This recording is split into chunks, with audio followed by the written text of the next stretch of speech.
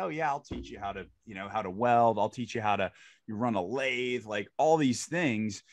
That now I'm like, man, I want to learn all that stuff. I want to, I want to be able to do everything.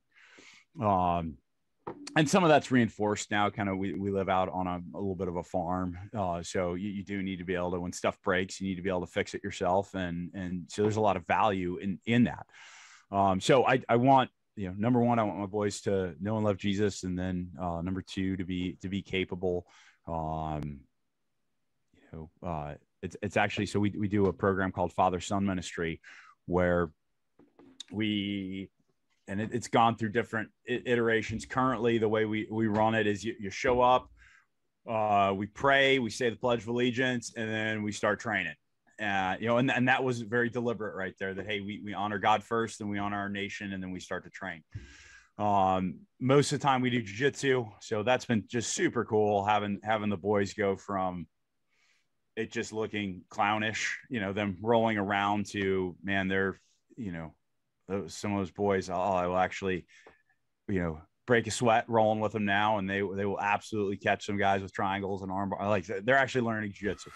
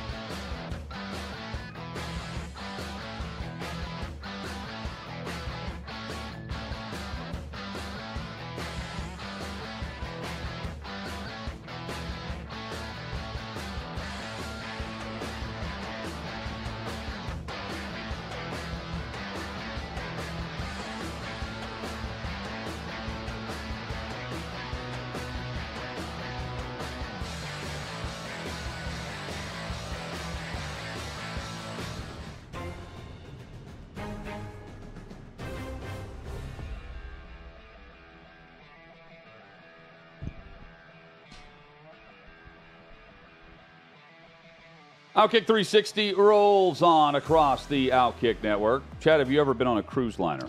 I have never been on a cruise. And much like watching either one of the Avatar movies, it's something I never want to do.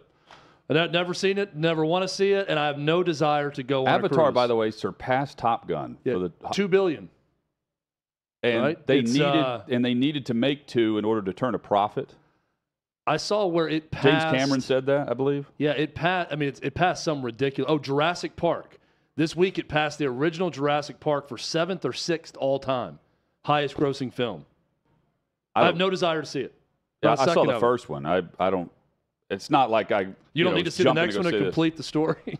Don't think so. Okay, good. I can barely remember the end of the first story. I don't care to know the story. It's one of those that I see the trailer and I see the hype around it, and I think I have no desire to watch that. So Ritz-Carlton, they instead of a cruise ship, this does have my interest. You have, I mean, yes, a super yacht, and this is like a series of their hotel chain on the water that they're going to add to over the next few years. But you can, for $4,600 over 3 days, get a room on the Ritz-Carlton super yacht, and they'll take you anywhere from like Paris to the States, or you can go a number of different places. And based on the size, it allows them to get into Greece and other countries, unlike some of these cruise ships for the port of call. So they can actually fit into these spots, and they can go to more luxurious places. And it's upwards of like $12,000, depending on where you're going, to stay at this Ritz-Carlton. So this fascinates me, because it's a very interesting business plan by Ritz-Carlton to go into the boat business with a lot of people hopping on a boat. Because when the pandemic happened, it changed people's thinking about a lot of different things. And a lot of things that we always just accepted as fun for years and years, it suddenly became a super spreader event. Cruises were a big one. People went on cruises and came back. I remember it was all the, what was one of the phrases of the day that I wished I'm sad I'm going to say it again, but contact tracing. Oh, yeah. I think was one of them. These words that I thought we'd never use again that I just used. But all these things were being done because if you went on one of these cruises and someone was sick or this happened, and then people started saying, you know what's an incubator for disease of all kind? Carnival Cruise Line. And then Carnival just lost their you-know-what on everything. So I do wonder if some of these companies, cruise line companies, sold off some of their higher dollar ships, and a company like Ritz-Carlton comes in, buys it, revamps it, makes it a high-end experience that's a little more spaced on a boat like that, and then they get into the cruise line business. Or cruises just making a big comeback. Is this something that, fashion, like mom jeans from the 80s made a comeback, or cruises now making a comeback? This is just the high-end side of things. You can get, like, on the cruise liners, like $30 a day, all you can eat, whatever. This is not that. Right? Yeah. Like that from East. I think you could go on a cruise now for cheap if you really wanted to and get the full experience. Not this cruise, but on just the basic cruise before the pandemic. I bet those are at a discounted rate right now. I would guess. I've never been on a cruise. Athens is $15,500. Have you been on a cruise? I have not. No. People that go on cruises love them. They will spread the gospel of the cruise to anyone that'll listen. When I'm traveling, I want to just go to the city and see the city and not jump back on with a bunch of people. Right? Yeah. Like I would rather plot out where I'm going, we're going, and we end up hitting 3 or 4 different cities and seeing the country and not staying on the water. If you're going to go with the all-inclusive experience, go to like a landlocked resort. That's all-inclusive. If you're going to be in one place, you go to Mexico to an all-inclusive resort, and you don't have to leave and go to the town or go sightsee. You can stay there and have fun, but don't you want a bigger space that sprawls out that's a resort and not on a ship? It's the whole premise. I get that why it could be fun, but to me, the cruise is always secondary to other things that are equal to that experience that would be more fun and more enjoyable for me, like an all-inclusive resort. But if Ritz-Carlton gets in the game, it has me rethinking. Maybe I should rethink my stance on cruises. Don't you agree, though, that people that go on cruises love to tell you about the cruise they went on? And love to tell you why you should go on a cruise? Yeah, I do feel like the Disney cruise people. I know plenty of families that go on the Disney cruise experience. They tell me how awesome it is, and I'm thinking, that sounds like hell on water to me. You'll be there soon. Probably, unfortunately. No, but still haven't gone to Disney. I think people that go on cruises, my parents went to Alaska on this Alaskan cruise line. Yeah, when I'm old and I want to go see Norway. Yeah, I mean, that would they be cool talk more to go on about a the cruise to boat Norway than they did the spots. It was more about the cruise weird itself. To me. But that's how good it was. So I'm not against it We at had all. king crab for 5 straight nights, Jonathan. You would not believe the spread they had on this Alaskan cruise. That's right. I had the best potatoes au gratin that I've ever had in my life on this cruise. I can't stop thinking about it. This bunt cake they brought out one night, the best bunt cake. But that's what I hear about the cruise. You can just go back to the bar and get whatever you want. And I'm thinking, well, that's any bar. You just might have to pay for the drink that you get. Yeah. But it's much better food, though. And by the way, is it? You have 3-star Michelin chefs and restaurants on the Ritz-Carlton. That's the other reason why. Well, everything's better on vacation. The food tastes better. The drinks taste better, go down easier. But, I mean, I think that's – I don't know. I think we're being sold a bill of goods by the cruise industry. Maybe I'm wrong. I've never been, so I'm not one to really comment. Coming up, we've got the headlines of the afternoon, which includes the updated NFL draft order. And Derek Carr puts out a statement on his future with the Raiders. That's next on OutKick 360.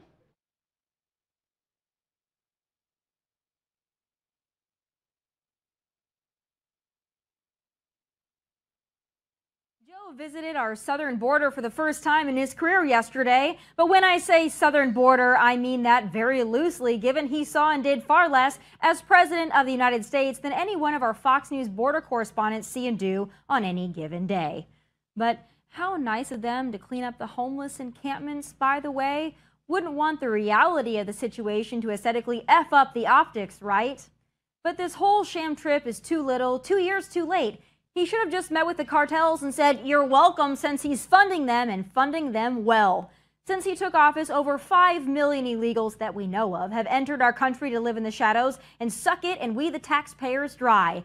This president nor his border czar Kamala give a damn about the invasion, and neither do the so-called Republicans who signed on to that $1.7 trillion omnibus spending bill that funded the invasion, but not the protection of our southern border. And now the Republicans have the House majority. If they allow another penny to go to DHS without a border enforcement mechanism, let God strike their political careers dead on the spot. Securing the border is not that hard, folks. Trump was well on his way to doing just that before Joe came in and undid it all. So let's start out by impeaching Mayorkas, who not only lied about that whole whipping scandal, but has sold Border Patrol agents down the river every single day since he's held that post. This is elementary school stuff. First, we need a physical barrier that keeps these illegals out. Yes, the wall. States should not be forced to use shipping containers to protect our country while the Democrats leave it defenseless and encourage the free-for-all. Then, we need to send more judges to the border to process these BS asylum claims on site and on the spot. 9 out of 10 don't qualify for asylum, so turn them around and send them right on back, because I guarantee you they'll stop trying to come here under false pretenses if they know they're going to get turned around the moment they fraudulently step foot on our soil. Next, reinstate Remain in Mexico, another great way to de-incentivize people with BS phony-ass asylum claims from making the journey. That'd also make Mexican officials rise to the occasion and step up to the plate. Guess what? Mexican citizens don't want their cities and streets burdened with migrants either, but right now they just send them right on through, so we have to deal with it. So cut off that luxury and Mexico will play ball. Threaten tariffs like Trump did, and they'll play the flippin' World Series of ball, believe me. But the Democrats don't want to fix this because they designed it. They want to pump illegals into this country, give their corporate donors a massive low-wage workforce, use their beloved mail-in voting system to get illegals in on the action, and bolster census numbers and Democrat strongholds so as to add more Democrat seats to Congress. This is a very thinly veiled plan, and if we don't do everything we can to stop it now, there will be no going back. Because you can change policies, you can repeal legislation, but you cannot undo millions and millions of people living in the shadows, yet in plain sight. Our country is like the Titanic. Once the leaks fill the boat, it sinks, so start patching.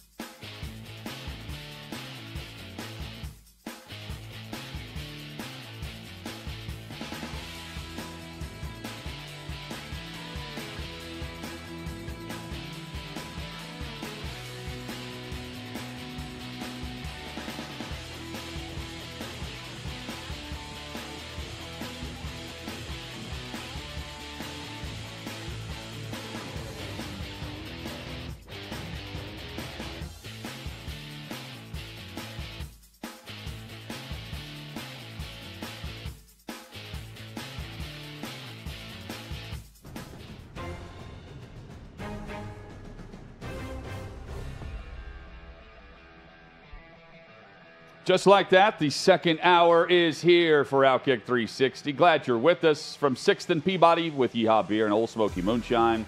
Hutton and Withrow, you can hit us up at OutKick 360 on social. You can find us on YouTube, Sorry, streaming Brooke. live at OutKick.com. I had a cup that Brooke didn't want on the set, so I always have to apologize to her. Brooke, one of our producers. Yeah, it's like the. I was doing so well all show, not having the drink up there, and then it's like the coffee cup on Game of Thrones on the set. Yeah, look, we want to project an atmosphere that is both rustic, as Corey puts the barnwood around us. We want this to be friendly to everyone, but it's very much a specific time and place on this show. We're surrounded by moonshine. We got this desk in front of us. It's a very OutKicky type thing. And if something intrudes that space, Hutton, it throws off the entire aesthetic. So what I try to do is not have that cup from that particular company on the desk, and I failed to do that right when we came back. So I apologize to Brooke for that. It won't happen again, Brooke, I promise. Chad, you walked to get this coffee and paid the price in the downpour. Just pouring rain. And Corey, who's working our radio affiliation of all of our affiliates today, was nice enough to give me his rain jacket. And, I mean, you can see this thing from the moon. It is so bright. I walked in there, and I thought I was going to have to park some people's cars for them because I look like the valet walking over. It looked this like is the brightest. Cones out for a traffic adjustment. It's like a highlighter. It's like highlighter color, the jacket that he has that I walked over there. But it was a savior. So thank you, Corey, because I was dry for that reason. The NFL draft order starts, of course, with the Chicago Bears, followed by the Houston Texans, Arizona Cardinals, Indianapolis Colts, and Seattle Seahawks. But, Chad, in terms of quarterback and the race to get your guy, the Bears are in a great spot to trade down and achieve multiple first-round picks, which they traded up for whenever they went after Justin Fields. Of course, he'll be a second-year general manager in Ryan Poles, and Kevin Warren's taking over the organization officially on April 17th. But you've got to get ahead of the Houston Texans, but also the Indianapolis Colts. And if you start looking down the top 10, the Raiders, the Panthers, and at some point, Tampa Bay is going to need to go get one. There's several teams that are going to be clamoring for a top 5 selection. This is the opposite of last year. Yeah, my team that I threw out there was the Panthers at 9, making the move up with the Bears. I do think the Bears ultimately trade that for someone that wants Bryce Young. Someone's going to trade up, get Bryce Young number 1. I had the Panthers in that spot. Dan Z, who writes at OutKick, has his mock draft up right now. I was reading through that. He's got the Colts as the team at number 4 that's going to trade up to number 1 to get Bryce Young. That would be a very Colty thing to do, based on their luck with the number 1 overall pick. And I mean that pun intended with Andrew Luck. Now, they just had the number 1 pick. They didn't have to trade up for it. But Peyton Manning to Andrew Luck when they had the number 1 pick, not bad. Will they trade up from 4 to go get Bryce Young as the next quarterback of the Colts? There's a lot of interesting scenarios with some of these teams. Some, it's a no-brainer. They're going to go top quarterback with their spot, Texans being another one. Some other ones could go a number of different ways. And I still think the Bears, if they were to stay in that spot, it's a little bit interesting as to what they do and what they see in Justin Fields. But Ryan Poles, their GM, said, I'd absolutely have to be blown away to take a quarterback at number 1. He's already saying that. But he can be. That's him also saying he could be. See, that's, to me, just leaving the door wide open. Because if you're sold on Justin Fields, then you're saying, now, some of this is gamesmanship too. You want anyone that's wanting to trade up to number 1 to at least think that you could draft a quarterback. I forget who it was one year that had the number 1 pick the year before, a high pick with a quarterback, that kept playing that game of, I don't know, we might draft a quarterback, when everyone knew they wouldn't because they were trying to trade out. But they wanted to give the impression they could take that top quarterback. And I forget who the quarterback was and what year it was, but that could also just be the game of, well, maybe we will draft Bryce Young if you don't give us what we want for this trade so you can trade up and draft him. Well, and then you have the case of like the Arizona Cardinals who had Josh Rosen. Kingsbury lands there, new head coach. They draft Kyler Murray, number 1 overall when the draft was here in Nashville. Yep. Could you see something like that? Because Kyler Murray's coming off the ACL. He's not going to be ready for week 1 of the regular season. They draft 3rd. And then look at the 2 teams, Seattle and Detroit, at number 5 and number 6. Teams that achieve more than what we would have expected this year based on trades. They have top 10 selections, and they're in a great spot moving forward as an organization. Yeah, so, this is advantageous for them. And meanwhile, you've got Denver and LA who are desperate for picks but don't have them. Well, and the Raiders, I know we're going to get to Derek Carr's statement coming up, but I mean, are we discounting them as a team that could trade up to number one or number two and go get the quarterback they want if they're in love with one of these quarterbacks? Is there a quarterback that we aren't valuing as high right now that's going to be overpicked, maybe? Yes, Will Levis. Well, Will Levis, we know for sure, wherever he goes in the first round, if it's in the first round or first half, he's going to be overpicked. I'll give you an example. Anthony Richardson.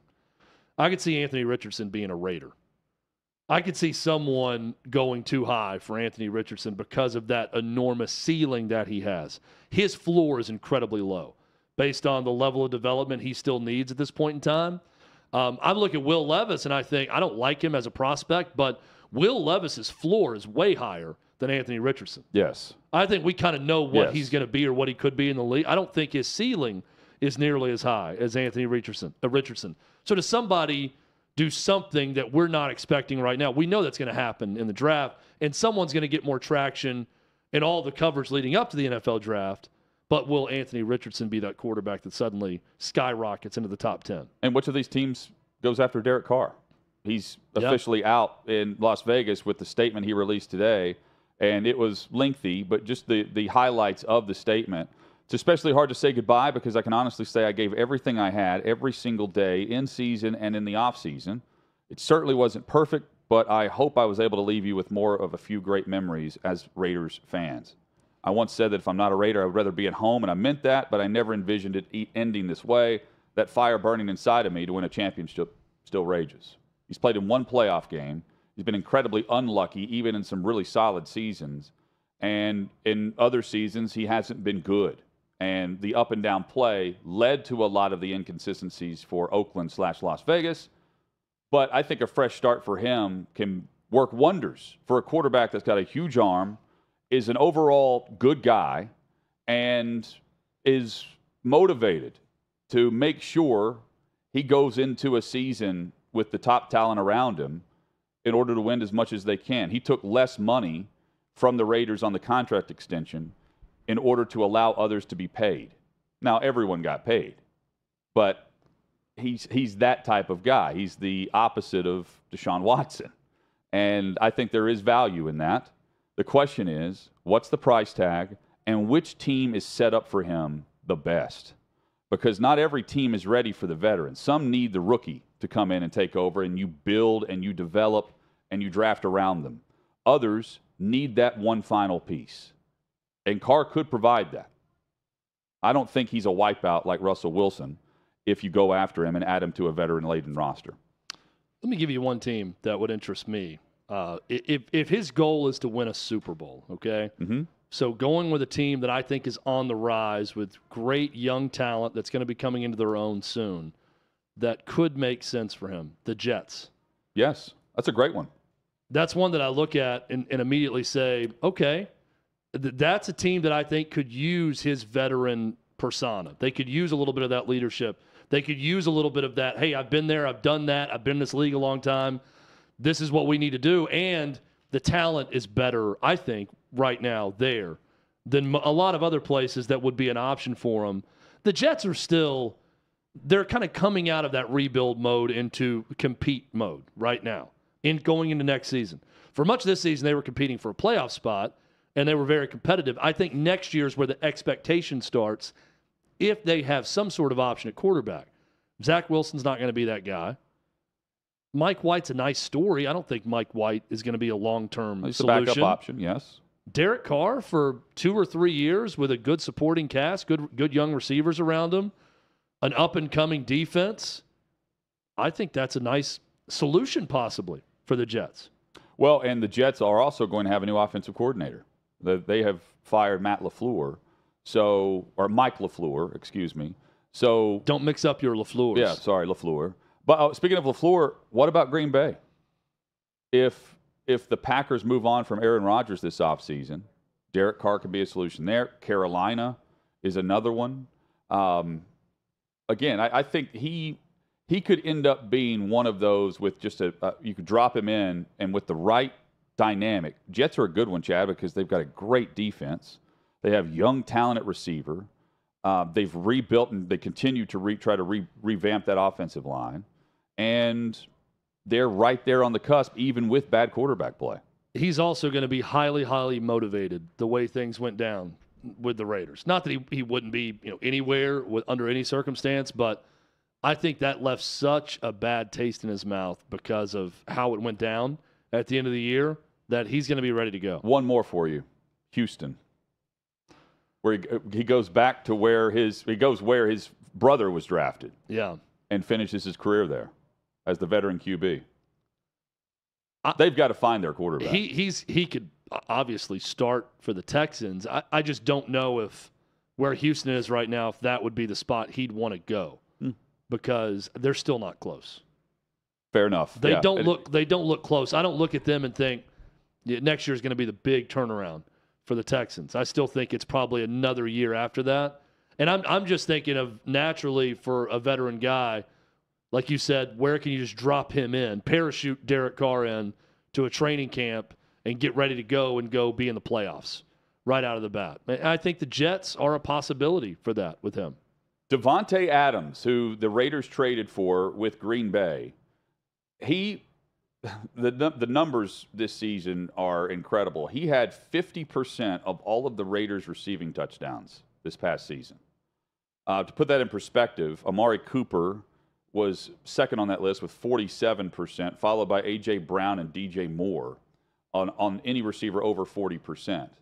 But he only ends up in Vegas because his former college quarterback, Derek Carr, was there. And he was recently asked if he wants to remain in Vegas. And we'll make decisions that you don't have a say in. But if they get you a quarterback that you know can get you a ball, do you want to come back and be a Raider again next year? Yeah, absolutely. I mean, like I said, I came here, I wouldn't have been here or ended up here originally probably, if Derek wasn't here. But it doesn't necessarily mean that I won't be here, in the event that he's not here. That's my boy. Obviously, I got his back through everything. I think I've made that more than clear at this point, and I support him, support everything that he has, moving forward as well. But my dream was to play for this team before he was a Raider, obviously, and at this point I want to, obviously try to make this thing work and continue on doing what I'm doing here and, myself get better and obviously see the team grow and get better as well. It's hard not to think of Davante Adams, a true number one, top 5 receiver. And, I mean, they're asking him if he wants to remain a Raider. He signed a 5-year, $141.2 million contract whenever he was traded. I would want to stay and remain a Raider based on that contract too. But it doesn't feel like Josh McDaniels is just going to go with a rookie or with Jarrett Stidham, right? The idea that they're not going to bring in one of these vets, I just don't see how they just hit the free agent wire and just try to retool. Josh McDaniels was brought in there to win. That's something he did not do in Denver. He waits a decade. He chooses Las Vegas.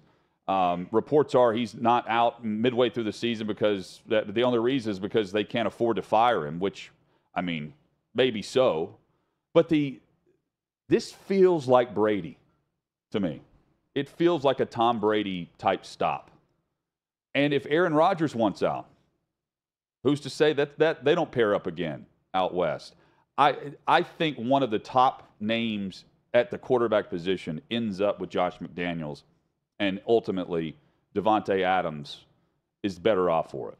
Yeah, I think Brady's a good one to throw out there with the McDaniels connection with him. It's amazing to me that there's a reaction to a guy who signed that 5-year contract with a team who's got 4 more years on his contract, that there's some reaction saying, yeah, I want to stay with the team. Well, of course. Isn't it sad, though, that there's an option that he could just be like, no, I want out.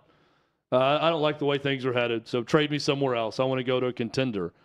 He's set to made 3.5 in base, this, of course, a backloaded contract with all the guaranteed money up front. Yeah. $6 million next year, then it goes to 16.8, 35.6, and then 35.64 in 2026. Yeah, so he's over the out life after of his 24. contract. Yeah, at maybe before that, maybe sure. out after next year, based on the way things look for the Raiders. But I mean, yeah, he's under contract, so that's the right answer. for Devontae Adams. You signed there for a reason, and you're getting paid a ton of money. Now you sit back and see what's going to happen at quarterback. But nothing good happens at quarterback. Tough. That's part of your contract. You go and you play the best you can with a bad quarterback, and you probably have no chance of the playoffs a year from now. But I think you're onto something, Hutton. If it is a Brady or an Aaron Rodgers pairing with him, that would be a team to watch. It's obviously going to be very relevant next year. The other one could be Jimmy Garoppolo, who Josh McDaniels also knows well. So I think that 3-pack is worthy of paying attention to in Vegas. With Brady, though, I would look at Miami. I mean, he could ultimately stay in Tampa, too, based on how things go in this postseason. We will have one big thing on every NFL playoff game. That's coming up in a little over an hour from right now.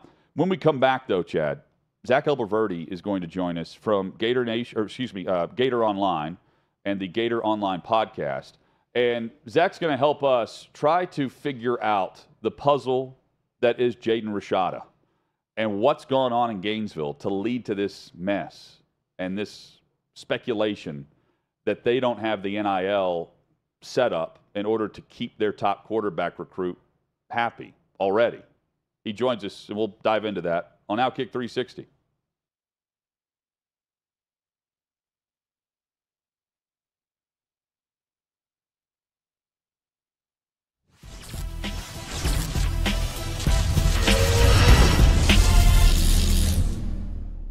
Another edition of the Trey Wallace podcast. Happy to be joined by my buddy from the Sporting News, Bill Bender. It feels like it's been about a day since I have seen Bill, which is the case since we were out there in rainy California. Bill, what's up, buddy? How are you? Hey, we didn't get tanned. We did not get a tan in sunny LA. We got rained on all week, didn't we? That was depressing. Like, I go out there and I'm thinking, all right, this is going to be sunny. It's going to be California. It's going to be nice. No, it turns out it's raining. We're getting drenched during the post-game ceremonies on the field. I don't know. Whoever came up with the idea for that stadium did not think about the rain that would come in sideways. No, it was a interesting weekend for sure. I'm glad you and I got to connect a little bit and go to media day, and then the game. I don't know what to talk about. You start. I've been using the analogy as like you brought Cinderella to the final and you ended up watching Carrie. Yeah, is it? I mean, in looking back on it and how everything plays out, I think if Michigan beats TCU, we get a better game, in the final. But turns out that TCU had their number, and you go into this matchup with Georgia, and they're just such a dominant football team from the offensive line, the defensive line, the wide receivers, you name it, and you look at TCU and they had their flaws. And I don't even think Kondre Miller being a running back for TCU would have done anything for the Horned Frogs. I just think they're Jalen Carter and what Georgia's defensive line was able to do. I think it just showed throughout the season that they just wrapped up what they had done for the 13 games prior. Yeah, right off the bat, there was a false start. And after the game, Sonny Dykes said, we'd only had 3 false starts the whole season. So right off the bat, there's nerves. You heard him talk about how they overran things, may have, missed assignments, breakdowns, and you can't have that many. And it showed, they had multiple, and you can't have that against the team that's a heavyweight like Georgia. That's been there, done that. Their execution in the first quarter, especially on offense, was unbelievable, especially with Bennett. And honestly, I thought this game was probably, and this is horrible to say, I thought it was probably over at 17-7. I don't disagree. It got so out of hand, you started wondering, okay, what's going to be the title to your story? It just didn't feel like it was going to be close, no matter what TCU did. I give credit to how the game was set up and played, and the atmosphere and whatnot. TCU fans traveled well. Georgia fans traveled well. It made for a fun environment. I think when you look at the game, though, Georgia is just a dominating force. And I want your opinion on this. Is we use the word dynasty a lot. I think in college basketball, I think in baseball, I think in football, we use it a lot, NFL. Is Georgia at that mark yet, or would they need to win another one in the next 2 years to maybe set up the whole dynasty conversation? Or are we here with the back-to-back titles? I think we're here because, so they'll be our lifetime, I think the fourth team to have a chance to go for a three-peat. And I go look at those three teams, and I was talking about this earlier today with somebody. Nebraska won back-to-back with Osborne, and then that third year, we all know where we were when Arizona State beat them.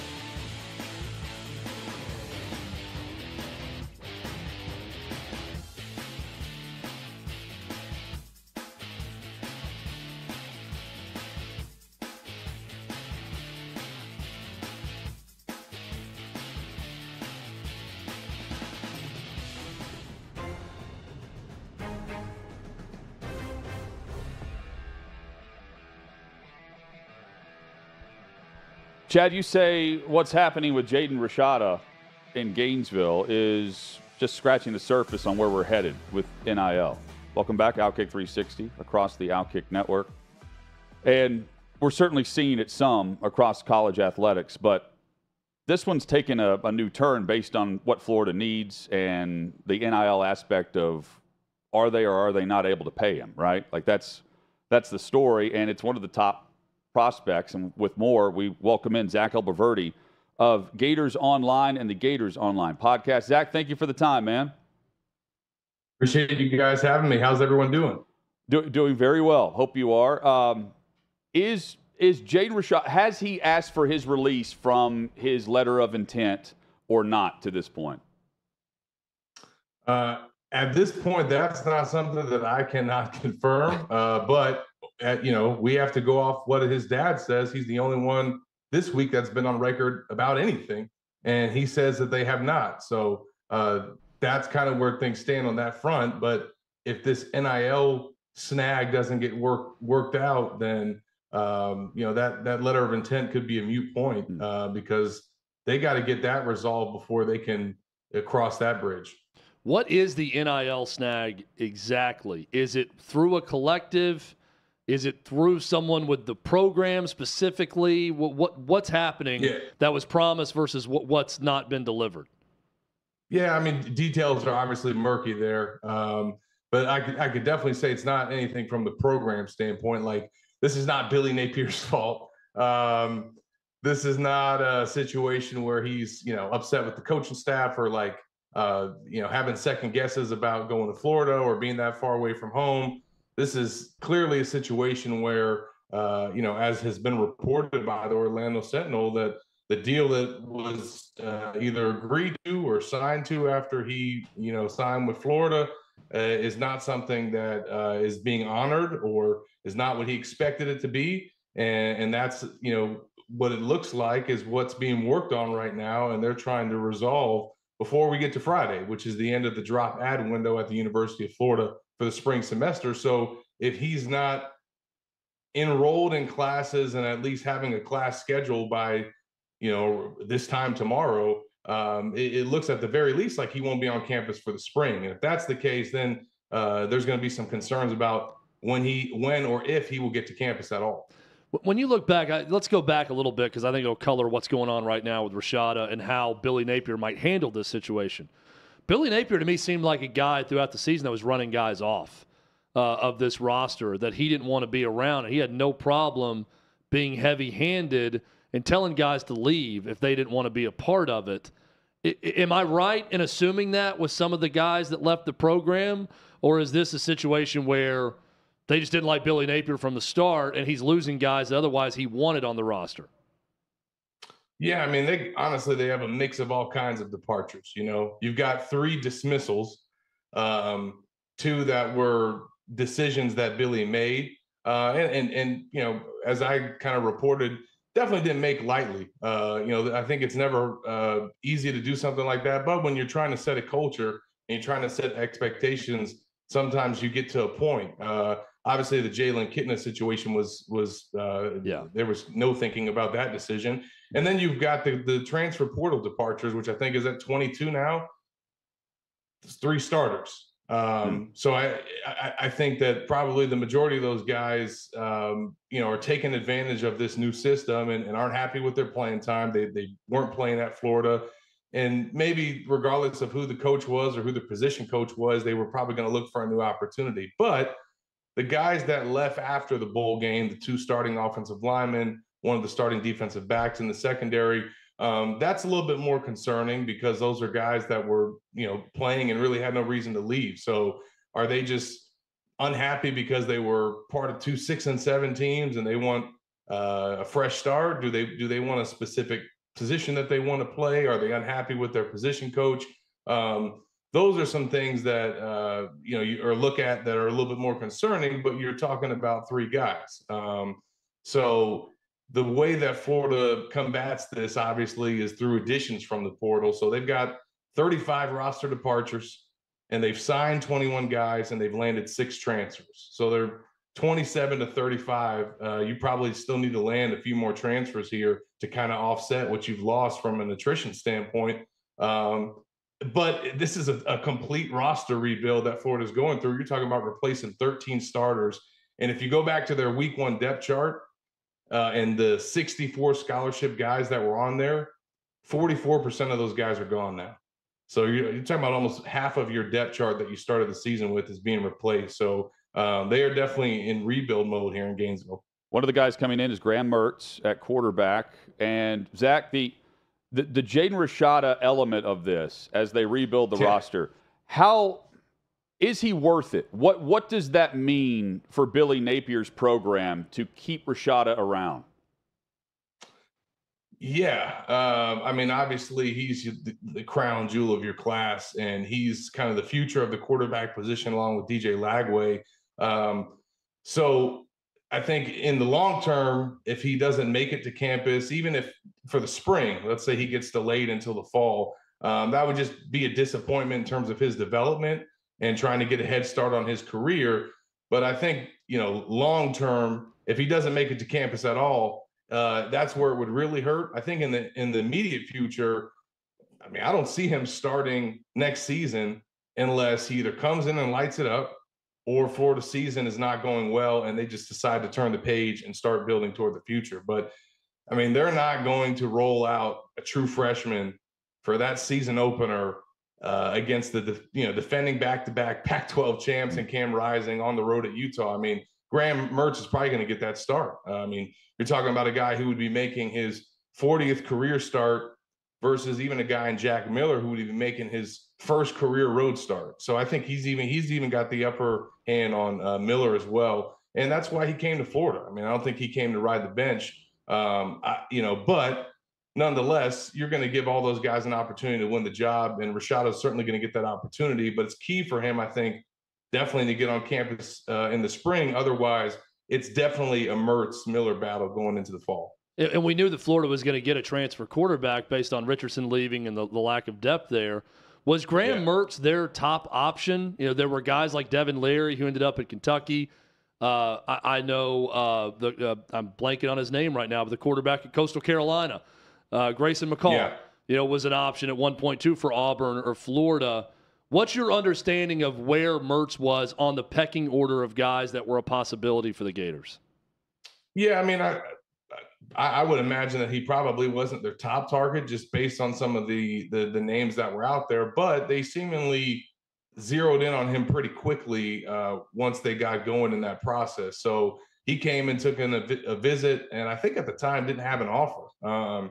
And then he did land one and eventually made the commitment. So, I mean, I think Sam Hartman, he would have been somebody. I think Drake May, if he entered the portal, that certainly would have been somebody that Florida would have had interest in. But I think at the end of the day, they had to pretty act fast here because of the situation with Anthony Richardson and having to get somebody, honestly, to come in for the spring and compete with Miller. I mean, because even if Rashada gets here, he's going to be swimming, the first couple of weeks and just trying to learn the playbook and acclimate as a true freshman. So Mertz is going to push Miller and himself learn the offense. So they clearly wanted a guy that was an experienced starter, a multi-year guy, and that's what they're getting in Mertz. So I definitely, if he wasn't their top option, he probably was certainly in that top group just because of, kind of the boxes that he checks off and what Florida needed. Zach Abolverdi, our guest from Gators Online and the Gators Online podcast.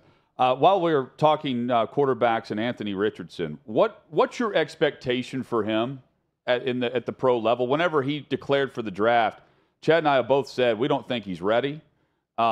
Maybe we're wrong. You see him up close, but from what we've seen, I would have preferred him stay for a year. I understand the money's the money. I just don't see it the way he must see it.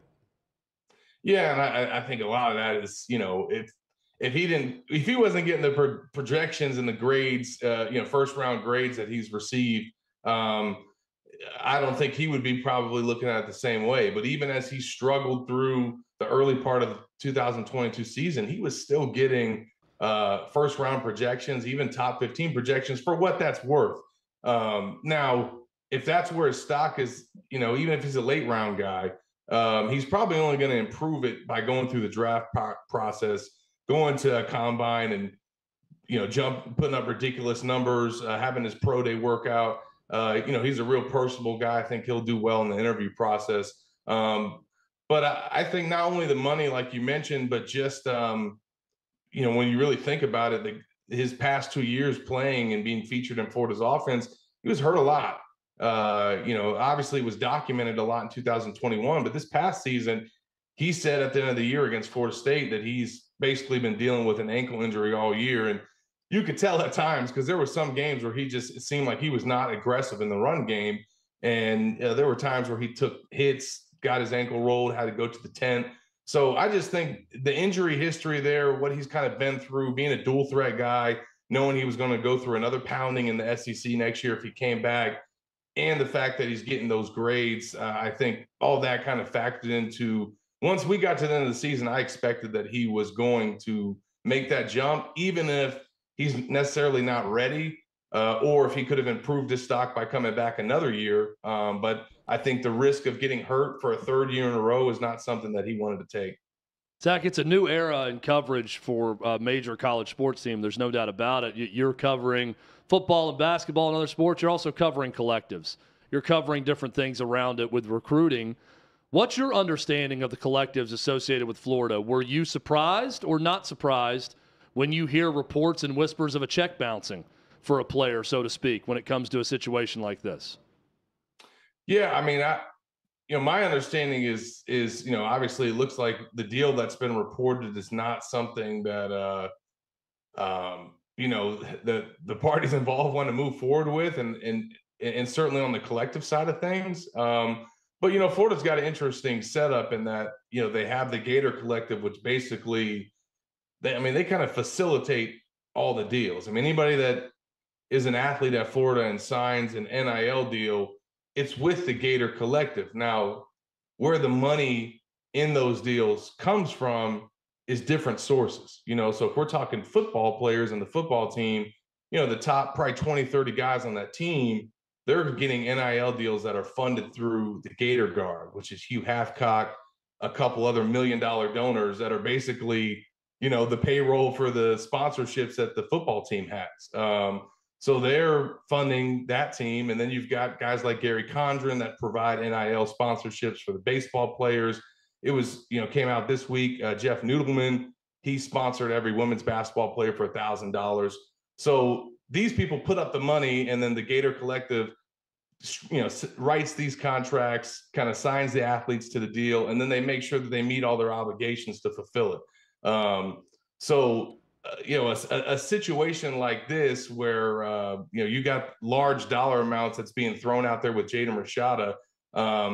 That's probably, that's not coming from the football program, and that's not even coming from the Gator Collective.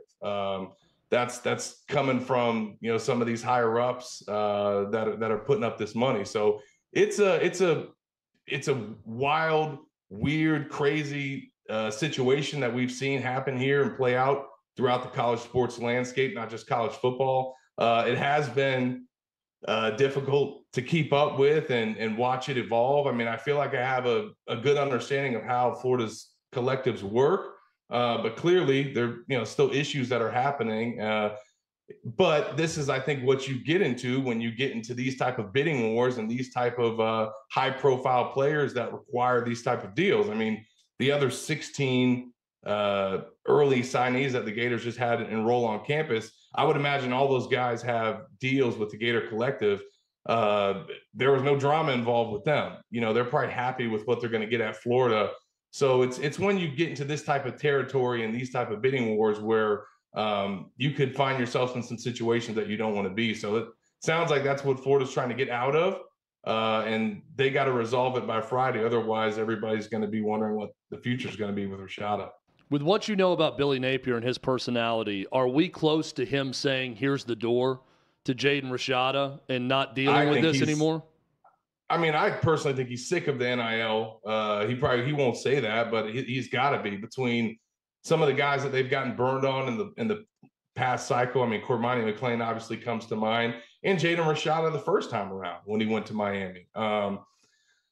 I'll say this: if it doesn't work out and Florida can, or should I say that its collective can get out of this NIL deal, and Florida lets Jaden Rashada walk in terms of their letter of intent, it doesn't hurt that you have a 5-star quarterback committed for next year, and DJ Lagway. And heck, I'd get as many online classes that I could get him signed up for, and maybe try to get him reclassified for 23. But going back to what I said originally or earlier, if Rashada wasn't going to be your day one starter, you weren't counting on him, it doesn't hurt you as much in the short term. But I think Billy, if it doesn't get worked out or this is going to drag out, I would imagine he and the staff and the program probably don't want to deal with it. And it's either we're going to figure it out now or we're not going to figure it out at all. How much can they improve from last year to this upcoming season? I know it's a long off season here, but the clock ticks faster in the SEC for head coaches. The conference eats their own. And with Georgia and Tennessee and now the middle of the SEC East jammed with Florida, Kentucky, and South Carolina, I'm curious where Billy Napier is versus where he has to be at this time next year. Yeah, it's interesting because there's been a few coaches here at Florida recently that have needed to take a few years to build. And, some of them, when they were trying to build and they had to recruit, didn't necessarily recruit the greatest. They didn't recruit bad, but they didn't recruit, I think, to the Florida standard. And that was something that, I think the fan base was really sold on with Billy, is that he had that reputation. And so far has recruited really well, despite this whole Rashada debacle. They've done a good job, and it looks like they're on pace to do that for 2024. So maybe a little bit ahead of the curve on the recruiting trail. But on the football field, the wins have been hard to come by. And the last two coaches at Florida, even though they got off to slow starts in recruiting, they won right away. Jim McElwain went to the SEC championship 2 years in a row his first 2 years.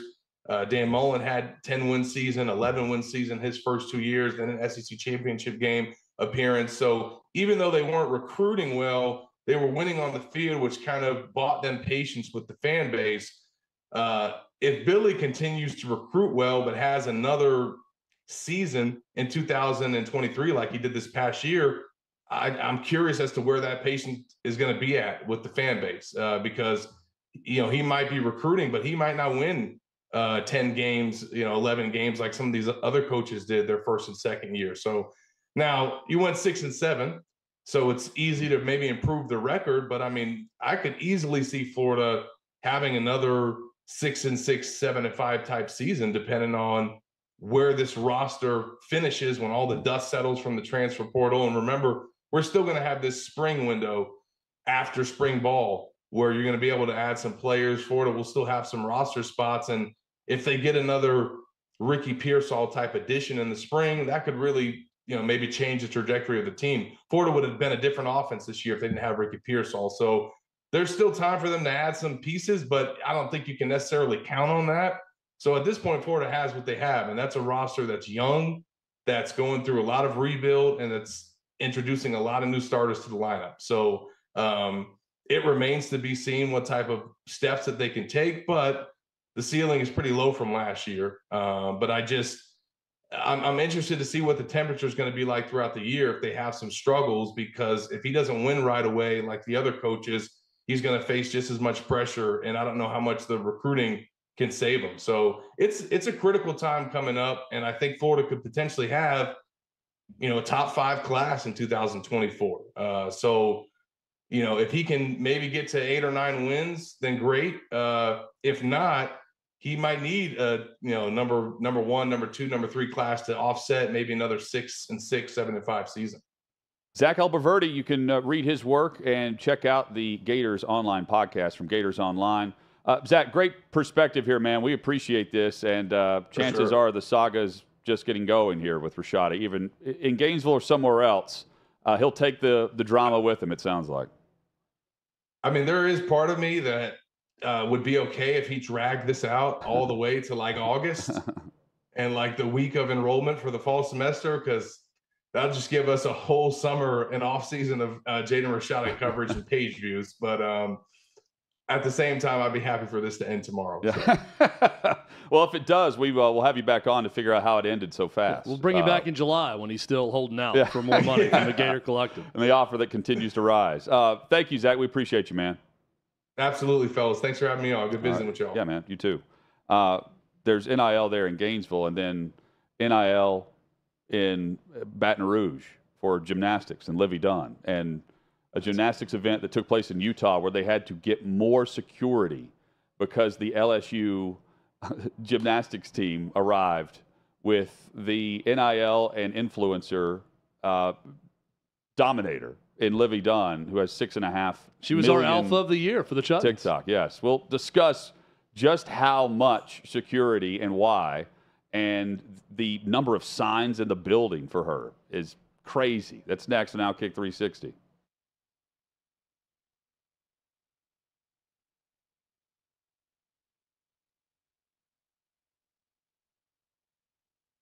Back to the Christian thing in the broad picture. Your father, how many kids, if you don't mind saying, do you have several kids? One kid? Seven children. You have 7 children, so you're a big family, man. I did not know that. Yes. How many sons? Because this is what I kind of want to dig into. I have 5 sons. 5 sons, perfect. As a Christian man, how do you feel, like, what is your job when it comes to raising young men in modern America? Number 1, to teach my boys to know and love Jesus. That would be their primary identity in life. To everything else being completely secondary to that. That is number 1. Number 2 would be to make them capable men, right? To make them well-rounded, to make them, able to handle themselves, to make them strong physically, able to fight, able to shoot, able to protect their future, their own families. A great quote, Robert Heinlein, and I'm going to butcher it, but I will attempt it anyways. He basically says that, a man should be able to plan an invasion, change a diaper, cook a meal, build a house, he just goes down this list of, you should be able to do all these things as a man. And then at the very end, he says specialization is for insects. And I did not always think that. All right. I mean, there was times in my life where I didn't care about learning how to weld or be mechanically inclined or any of these other things. I was like, oh, I just want to be a commando. I just want to go and shoot and do hard stuff. And that was a mistake. I mean, I think I've said this before on, I did 2 ship deployments, 2 ARG deployments as a young frogman. And honestly, I was arrogant at the time, and man, here you're on a ship, which was kind of miserable. And I had a bad attitude about it, instead of, because I'm like, I should be on land training more. And instead of going, okay, this is where I'm at. Yeah, I don't have to like it, but there's all these master machinists and welders and guys that are, in charge of charts and navigation, like to navigate across the globe. And here I could have, if I would have showed just a little bit of interest, those guys would have been happy to be like, oh yeah, I'll teach you how to weld. I'll teach you how to run a lathe, like all these things. That now I'm like, man, I want to learn all that stuff. I want to be able to do everything. And some of that's reinforced now. Kind of, we live out on a little bit of a farm. So you do need to be able to, when stuff breaks, you need to be able to fix it yourself. And so there's a lot of value in that. So I want, number one, I want my boys to know and love Jesus. And then, number two, to be capable. It's actually, so we do a program called Father-Son Ministry, where it's gone through different iterations. Currently, the way we run it is you show up, we pray, we say the Pledge of Allegiance, and then we start training. And that was very deliberate right there, that, hey, we honor God first, then we honor our nation, and then we start to train. Most of the time we do jiu-jitsu. So that's been just super cool, having the boys go from it just looking clownish, them rolling around, to, man, they're, some of those boys, I will actually, break a sweat rolling with them now. And they will absolutely catch some guys with triangles and armbar. Like, they're actually learning jiu-jitsu.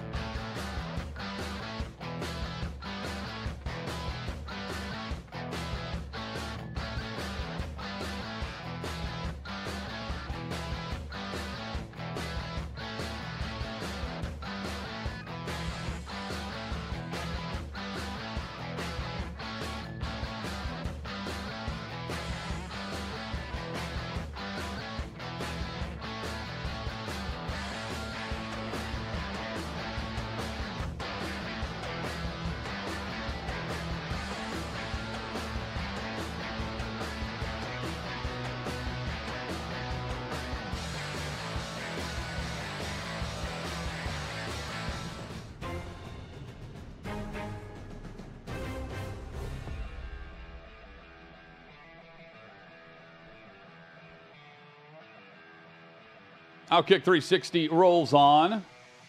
Hutton and Withrow with you.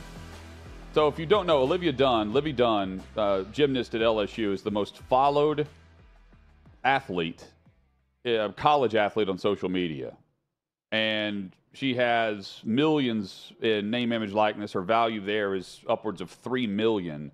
6.5 million followers on TikTok and 2.5 million followers on Instagram.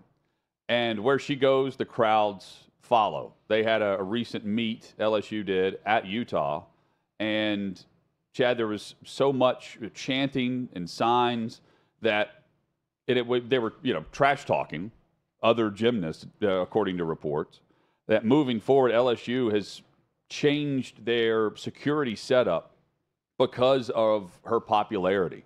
They will now, it's routine that gymnasts after a meet, they go into the crowd and they see people or whatever. That's likely going to change, as well as just the process of getting to the bus and then to the hotel or the airport.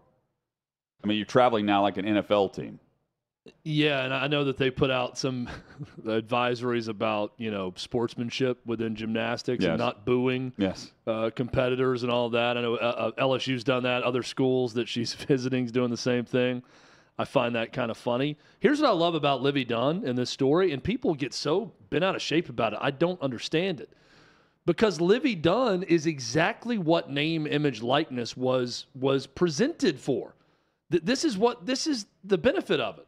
It's to make money off your own name, image, likeness. We have perverted it, and we knew it would happen immediately and to pay for play. That's what football and basketball has done, and baseball to some extent. Collectives have formed, and it's become more about it's going to cost this much to get this player at this position and this much for this player. That's perverted it. We knew it was going to go there, and that was going to happen. This is pure.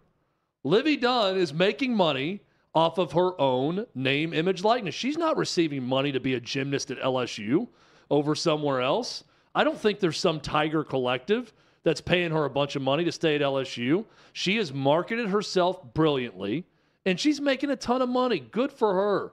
I have no problem with it. Now, for the guys that are her age that are showing up, painting their chest and spelling out Livy and doing all these things, I mean, I don't think that's probably the way to go about, getting a date or picking someone up, but not to each their own, I guess. They were asking, they had signs trying to get her to enter the transfer portal. That's funny. Is she taken? I have no idea. Does she present herself? I mean, it'd be smart if she presented herself as single on social media. She was still going around taking selfies and stuff with people. Yeah, great. I mean, she's probably going to start charging for them and making even more. Here's my Venmo. Give me $50 and I'll take a selfie with you. So I wonder, is like at this competition, are they charging more because LSU is there, as opposed to other competitions that they would host? I don't know. What if Livy Dunn? But it's a packed arena. What if she just went next level and decided, I'm going to negotiate a part of the gate for every event I participate in, or I won't do it when we go on the road because I'm bringing so many more people in. Yeah. I mean, she is the show. She's the draw. Oh, yeah. So what was it? Suni Lee was the U.S. gymnast who won gold, and then she's now at Auburn, or she was. I remember seeing that. She was like 16 or 17, and she committed to Auburn after she won gold in the Olympics. And then she was going to go compete as a gymnast at Auburn, I believe it was. I wonder if she makes a lot in NIL. I don't know. I mean, I only know about this because of Livy Dunn. Yeah, I think if you're mad at Livy Dunn for making this money, you're just insanely jealous of Livy Dunn. Because again, love it or hate it, and you can hate Instagram influencers and TikTok. It doesn't matter. Bottom line is, this is the reason that it was formed, was that they wanted people to stop. They didn't want the school to get all the benefit of their top athletes and make money off their backs and their name, image, likeness. Livy Dunn is making this money not to stay at LSU and be a gymnast. She's making this money because her name, image, and likeness warrants this much money. So good for her. And she's addressing fans on social media saying, hey, love you, come and watch us, but please be respectful of the gymnasts and the gymnastics community. Like, she's having to tell people, pipe it down, don't bring the SEC atmosphere.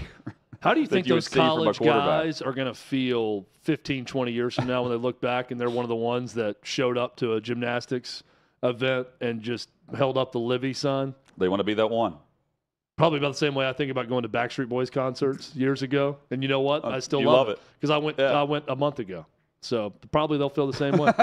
Well, you know what? If there's another Livy Dunn tour, I'll run it back. I'll go to another Livy Dunn gymnastics competition. Are they still on tour, Backstreet Boys? I don't know if the tour continues or not. I know they're making a lot of money off that tour. Did you purchase the Christmas album? I did not. I've not listened to any of the Christmas album, believe it or not. It's a very specific mood you have to be in to listen to a boy band. That's why I ask you. You know the mood. It's more of a live event for me now. It's not a get in the car and just say, let's go 98 degrees radio right now and see what's happening with that and what they play for me. Little LFO. LFO.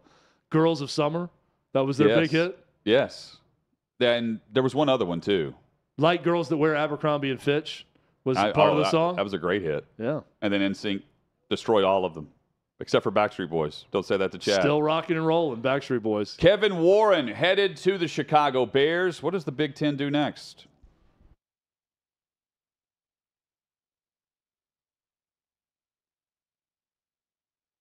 Joe visited our southern border for the first time in his career yesterday. But when I say southern border, I mean that very loosely, given he saw and did far less as president of the United States than any one of our Fox News border correspondents see and do on any given day.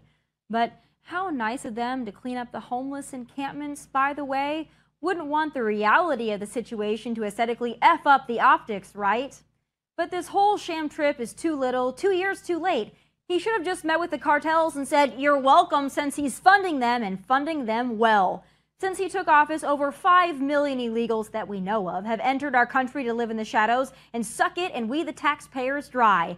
This president nor his border czar Kamala give a damn about the invasion, and neither do the so-called Republicans who signed on to that $1.7 trillion omnibus spending bill that funded the invasion, but not the protection of our southern border. And now the Republicans have the House majority. If they allow another penny to go to DHS without a border enforcement mechanism, let God strike their political careers dead on the spot. Securing the border is not that hard, folks. Trump was well on his way to doing just that before Joe came in and undid it all. So let's start out by impeaching Mayorkas, who not only lied about that whole whipping scandal, but has sold Border Patrol agents down the river every single day since he's held that post. This is elementary school stuff. First, we need a physical barrier that keeps these illegals out. Yes, the wall.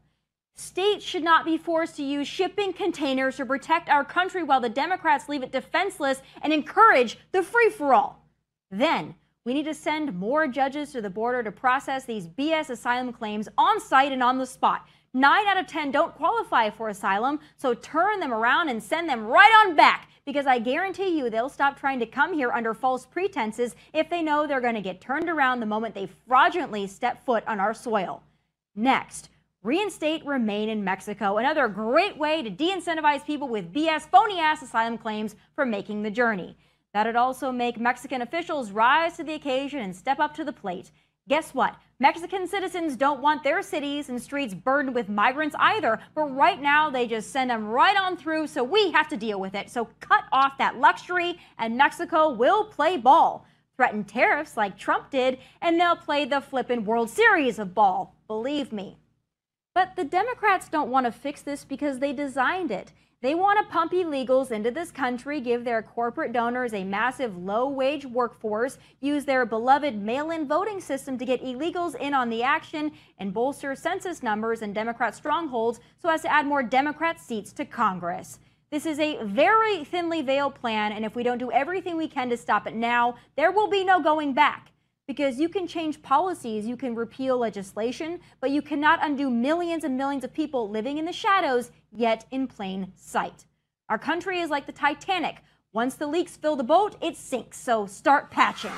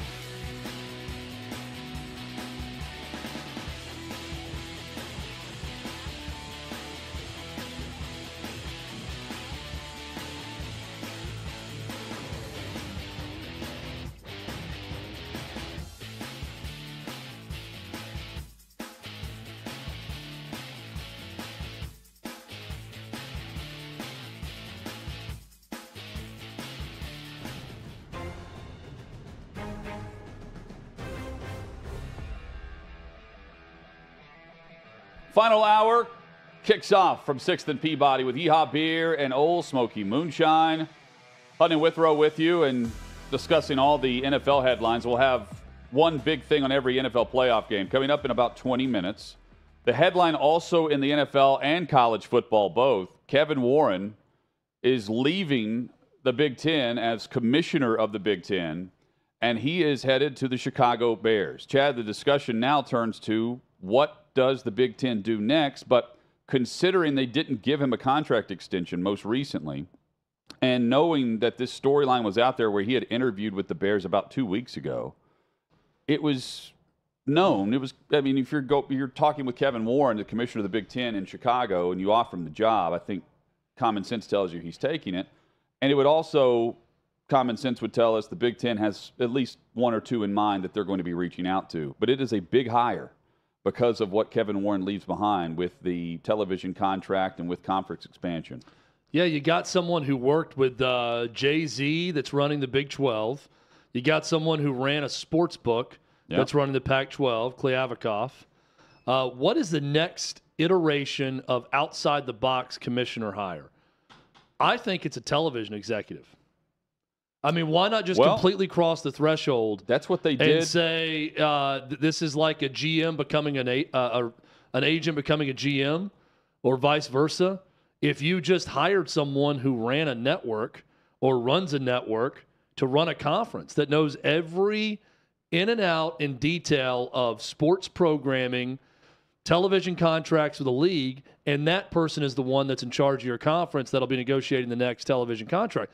That's the biggest source of revenue for the conferences. So I think that might be a likely scenario at some point. I'm not saying the Big Ten's going to do that, but I'm thinking about what could the next step be. I think it's someone in television running one of these conferences. Yeah, it's a good thought. Plus, Brett Yormark, he came to the Big 12.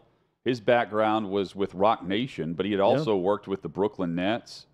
And I feel like one of these guys was with Apple or Google or something. There was some background there to what you're saying with the streaming services. At least a little bit of background there. And that would also make a ton of sense.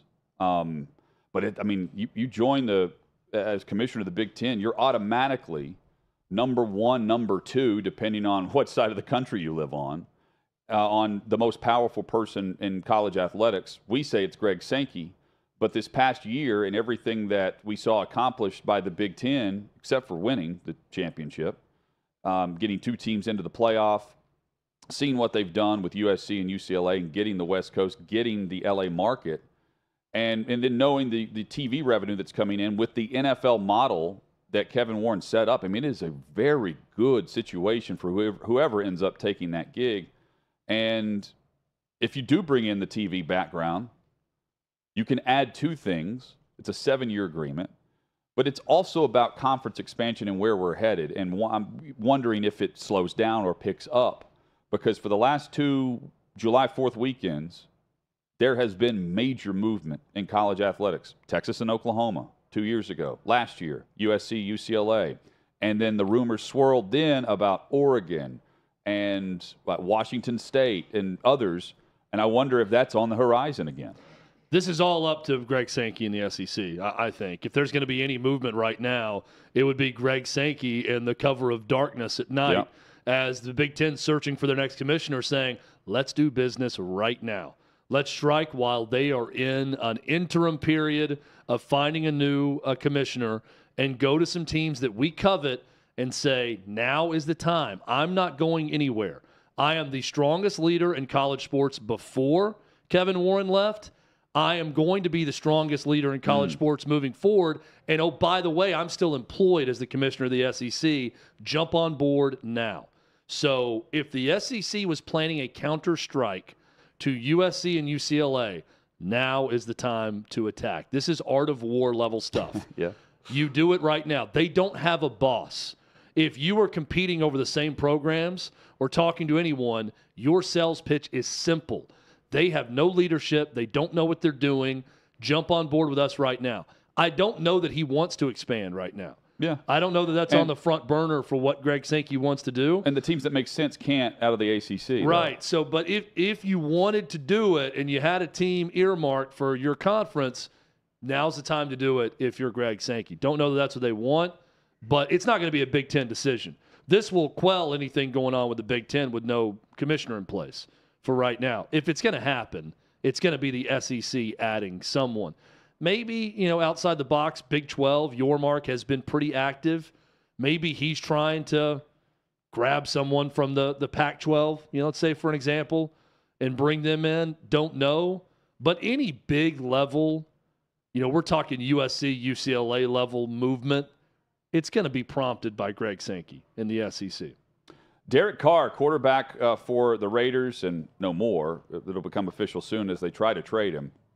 But he sent out a statement to the Raiders fans and to just the league in general, thanking everyone for making his experience in Vegas cool, and goes back to Oakland as well. But part of his statement says, especially hard to say goodbye because I can honestly say I gave you everything I had every single day in season and in the off season. Certainly wasn't perfect, but I hope that I was able to leave you with more than a few great memories as Raiders fans. That from Derek Carr in a statement on social media. Keep in mind, they sent him packing with 2 weeks to play because of the injury guarantee that was on his contract. If he was not able to pass a physical 3 days after the Super Bowl, they would have owed him $40 million guaranteed for the upcoming year, because that was just a bonus structure that had been put in there in case of injury, and they did not want him injured so that they don't have to pay that, and they're able to move him. Think of Jimmy Garoppolo last offseason, and while it worked out in San Francisco's favor, he gets hurt. He doesn't have the postseason surgery until, March, it felt like, right before the draft. And then they were left with a 17-week pause session as they tried to trade him, but they couldn't because they couldn't guarantee he could pass a physical. This will be the opposite. And now we get to see if there are multiple bidders for Carr and what the price tag could be for a Vegas team that needs to find their next franchise quarterback, because they have a 1,600-yard rusher in Josh Jacobs, who's also scheduled to be a free agent, and Devontae Adams, who was a 1,200-yard-plus wide receiver this past season, and nothing to show for it with all of that production in the backfield and on the outside in the passing game. So where do the Raiders go from here? I like the Tom Brady short-term possibility for their roster right now. But if not, that's a team with a top 10 pick that is going to be thinking quarterback. So it leads the possibility that someone overdrafts a quarterback, or the Raiders being one of those teams that tries to trade up with someone, with most likely the Chicago Bears, to get the number 1 overall pick and their future at quarterback. And that's going to come down to I think, to just how highly does Josh McDaniels think of C.J. Stroud or Bryce Young at the top of the draft. But also, what does he think of Jimmy Garoppolo? Because that's another, with how things are going with Brock Purdy. Let me tell you what I think about Jimmy Garoppolo. It's a big step down from Derek Carr, personally. Well, I think Jimmy Garoppolo worked in San Francisco, but I'm also seeing Brock Purdy, Mr. Irrelevant, work even better in San Francisco. So I think that's way more San Francisco than anything. Now, I understand the history he has with Jimmy Garoppolo, but that's a weird sales pitch. I think if you're the Raiders, that's just such an in-between. That's a mid-move. You're going to go from Derek Carr and that contract situation to Jimmy Garoppolo, who I think even optimistically to me is a slight step down from Derek Carr. If you're really pessimistic about Garoppolo, especially with all of his injuries, it's a huge step down. But it's also not going for the next quarterback. Yeah. So if the answer is somehow Jimmy Garoppolo, I think the answer is you're going to draft a rookie quarterback and mold that quarterback for the future. If you're going for winning the Super Bowl right now, then Hutton, you laid out the two possibilities: Tom Brady or Aaron Rodgers. Yes, and those two make the most sense with Josh McDaniels and Devontae Adams. Adams with Rodgers, right? And Brady popping in there to go after and chase another one makes – I can connect those dots pretty easily. Yes. Right?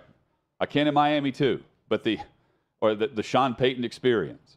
But the one in Vegas, if you want to get back out to the West Coast, to me, that's the way to go. And I know a lot of people are going to say San Fran, but San Fran, with the way things are going with Purdy and with whatever they have in Trey Lance, maybe they do try to go and drop in money to a veteran on the open market. But to me, Vegas is set up a bit better for the circumstances of what Brady would want coming in and the veterans that he would want to come with him. By the way, Gronk is one of them. Reports are the rumors are not reports. Rumors are that Gronk is ready to come back for another year and pair up with Tom. How many times can Gronk do this? As many times as Tom Brady wants to come back. You just step away. Yeah. But it's a very interesting plan because he got so beaten up early on in his career with the injuries and the wear and tear. And then he stays in shape when he doesn't play football, and he just comes back so much healthier. He just goes for a refresh. Yeah, he does. He has to bulk up, really. Yeah, he gets thin, though, but he stays in good shape. I think from a cardio perspective, his body heals up. Then he comes back, and he's refreshed, and he can go and play for a year or two and then step away. I'm just thinking at his age, could he do it 2 more times? Come back next year, play a year, step away for a year, come back again for someone else, and just recharge and do this every other year type thing? There's not many people who could do that in the history of the NFL, but Gronk, as a future Hall of Famer, may be one of them. You could tell he misses it, but at the same time doesn't. I think he misses the locker room and Brady more than he does just actual play. But the bonus structure he has set up with the receptions, I mean, Brady's getting that for him every time. Based on how terrible the trailer was for that 80 for Brady movie yes. that Gronk is in, that may have been the breaking point where he did that movie and said, this can't be my life.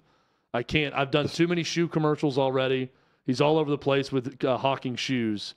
And then he did that movie and said, yeah, this isn't my future.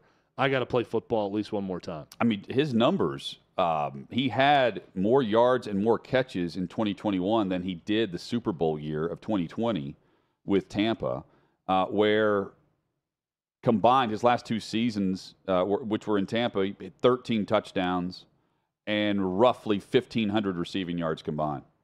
Red zone threat. I mean, you come back and you win with Gronk. Brady wins. Well, that's another selling point to bring in Tom Brady if you're the Raiders or someone else, is that could be a bit of a package deal with Gronk coming back. So Mike Williams, wide receiver for the Chargers, he's questionable for Saturday's game against Jacksonville, having some issues based on getting injured in the final game, a meaningless game at the time, for a matchup last week where they left their starters in, including, majority of their offense through midway through the third quarter, early fourth quarter is when actually Staley took his starters out. But this was after Mike Williams, who was having back spasms, had already gone to the locker room in the first half and did not return. And many are pointing to Staley playing his starters for a game where if they win or lose at the time, they were scheduled to go to Jacksonville to take on the Jags. So he's questionable. And the favorite in this game is actually the Los Angeles Chargers. They're currently favored by 2.5 on the road on Saturday against Jacksonville. I want to throw this in too. Al Michaels is calling this game on NBC. He leaves. This is part of that contract where they've got the Sunday night football game. The Saturday evening game is Al Michaels and Tony Dungy calling Jacksonville and Los Angeles, and I'm eager to hear Al back on network TV instead of Amazon. See if he's pumped up a little bit. The energy will be high. Yeah, the energy will be high for this game. He's got a good one. I think the mics are different. Like the sound effect on the Prime Video games. His voice is different. His voice is different too, but it's like the background, it's just more muted with him and Herb Street. Even when Herb Street goes on ESPN and does games with Fowler, it's like they have their mics cranked up more. And it's just louder naturally than it is on the Prime Video games. I'm not saying it's worse. It's definitely different. The reason, Hutton, that I knew that Al Michaels was going to be on this game on NBC, if you remember, I think we talked about on the show, there was this whole thing about him not ever saying NBC. When he was doing the previews, he'd say Sunday Night Football or the Sunday night game, and he'd give the network for every other game on the Thursday night broadcast for Prime Video, and he was doing some sort of roundtable media discussion. And he said, no, that's not it at all. He said, I have no problem with him. In fact, I'm doing a game for NBC in the playoffs this year. And it's probably just me assuming that everybody knows the Sunday night game's on NBC. And it's not me, sliding them on purpose, which I kind of heard and thought, yeah, he's probably sliding them on purpose. He knows. I feel like Al Michaels knows everything he does. He's getting, 16 or 18 million, though? Yeah. To not be there on NBC. So the hype video for the Chargers going on the road, they're favored by 2.5 in Jacksonville. Preseason, many were picking the Chargers to win the division. And going into the postseason, there are many that are not picking L.A. They're picking Jacksonville. And here is the hype video from the Los Angeles Chargers put out this week. Do you feel like the Chargers are cooked? Are they done? Yeah, I feel like they're done. So do you think the Chargers are a good team? No. Chargers don't matter that much. The Chargers are 1-2 and they look just terrible. From a Charger standpoint, this is bad news right now. I'm sick and tired of talking about this team, and they never do anything. So do something. I can't imagine the Chargers winning this one. I've got no faith in them at this point. I don't think they could beat anyone. Injuries have already stopped and sunk the Chargers season. It's over. Big facts. They don't play a lot of defense. Unwatchable. Will the Chargers fall? Yes. Chargers overrated. I'm not impressed. Absolutely agree. They're no big thing. They're not good. It's just what they are. They're a major disappointment. Startlingly average. A social media quarterback. Boring to watch. It is time to panic. They're at the drive-thru. You're screwed.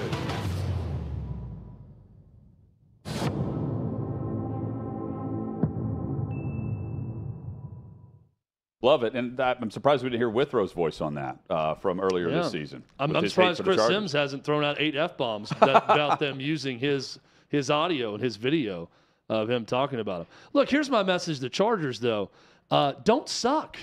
Like, you sucked. So everybody was saying facts about you at the time when you were not good. So it's a weird flex to me that you're hyping up the fact that you did disappoint for half the season and you weren't good enough. And oh, by the way, people were overly critical of you because they loved you the previous 2 years. They loved Justin Herbert, and they had you going to the playoffs the year before. And then you came out and you started laying an egg early in the year. It's great, good. You turn it around, you're in the playoffs, you got a good chance here. Herbert is a great quarterback. It's a very well done video, but everything said about the team was happening at a time when they were bad. I'd get it if they were using all clips from the preseason of this team is going to be dead last in the division. This team is going no. People were so down on the Chargers because most people who cover the NFL love them. They love their potential. They love Herbert, and then they disappointed for half the season. That's why you're getting a lot of those receipts that they're taking in the video. And it's why many are saying that Staley could be on the outs if they fall this week. Now, that would be funny if they fired after putting that video out and all this hype about how they've exceeded all the expectations after people said they were done.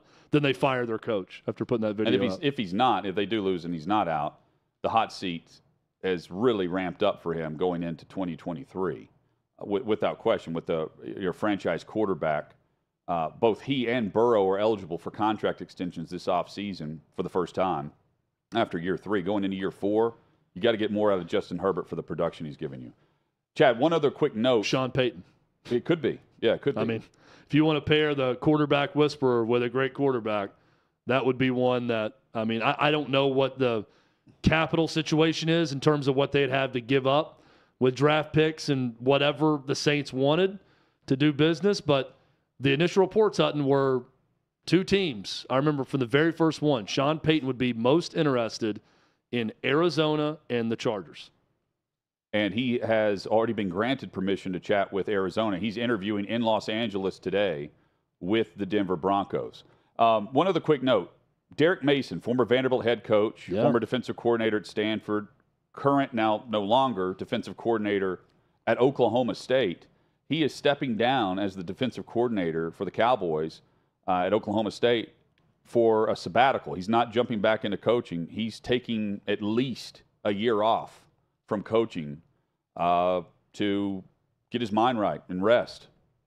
That's how I read into this.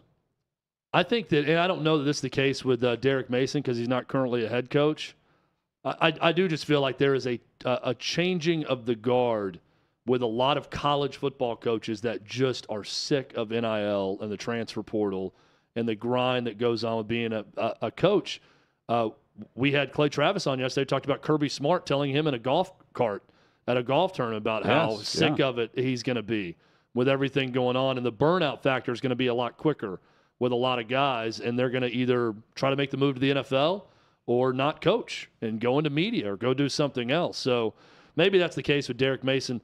Hutton, we always had a great experience with him here in Nashville. Really good guy. Really nice guy. We bowled with him at a charity event one time. Won. He was on our bowling team, and we won, and we're not even good bowlers. I don't think Coach Mason was a very good bowler. That just showed the level of celebrity, of unathletic celebrity at this event, that the sports guys, the in air quotes, sports guys there took home the title, and I'm pretty sure we all kind of suck at bowling, and we still won the tournament. And also, there was a member of NSYNC that was in that charity tournament. That's right. We're going back to boy bands. Chris Kirkpatrick of NSYNC, I believe, was in the. There was one other person in there with him too, with like a broken arm. Was it Howie? No, it was Lee Greenwood. That's who it was. Yeah, Lee Greenwood had a sling on. Really funny. Anyway, I say all that to say we wish Derek Mason the best. Yeah. And when he decides to coach again, he's going to be a highly sought after defensive coordinator for some Power 5 program. Not as a head coach, but he's going to be a defensive coordinator hire for someone. Coming up, one big thing on every NFL playoff game for this weekend. That's next on OutKick 360.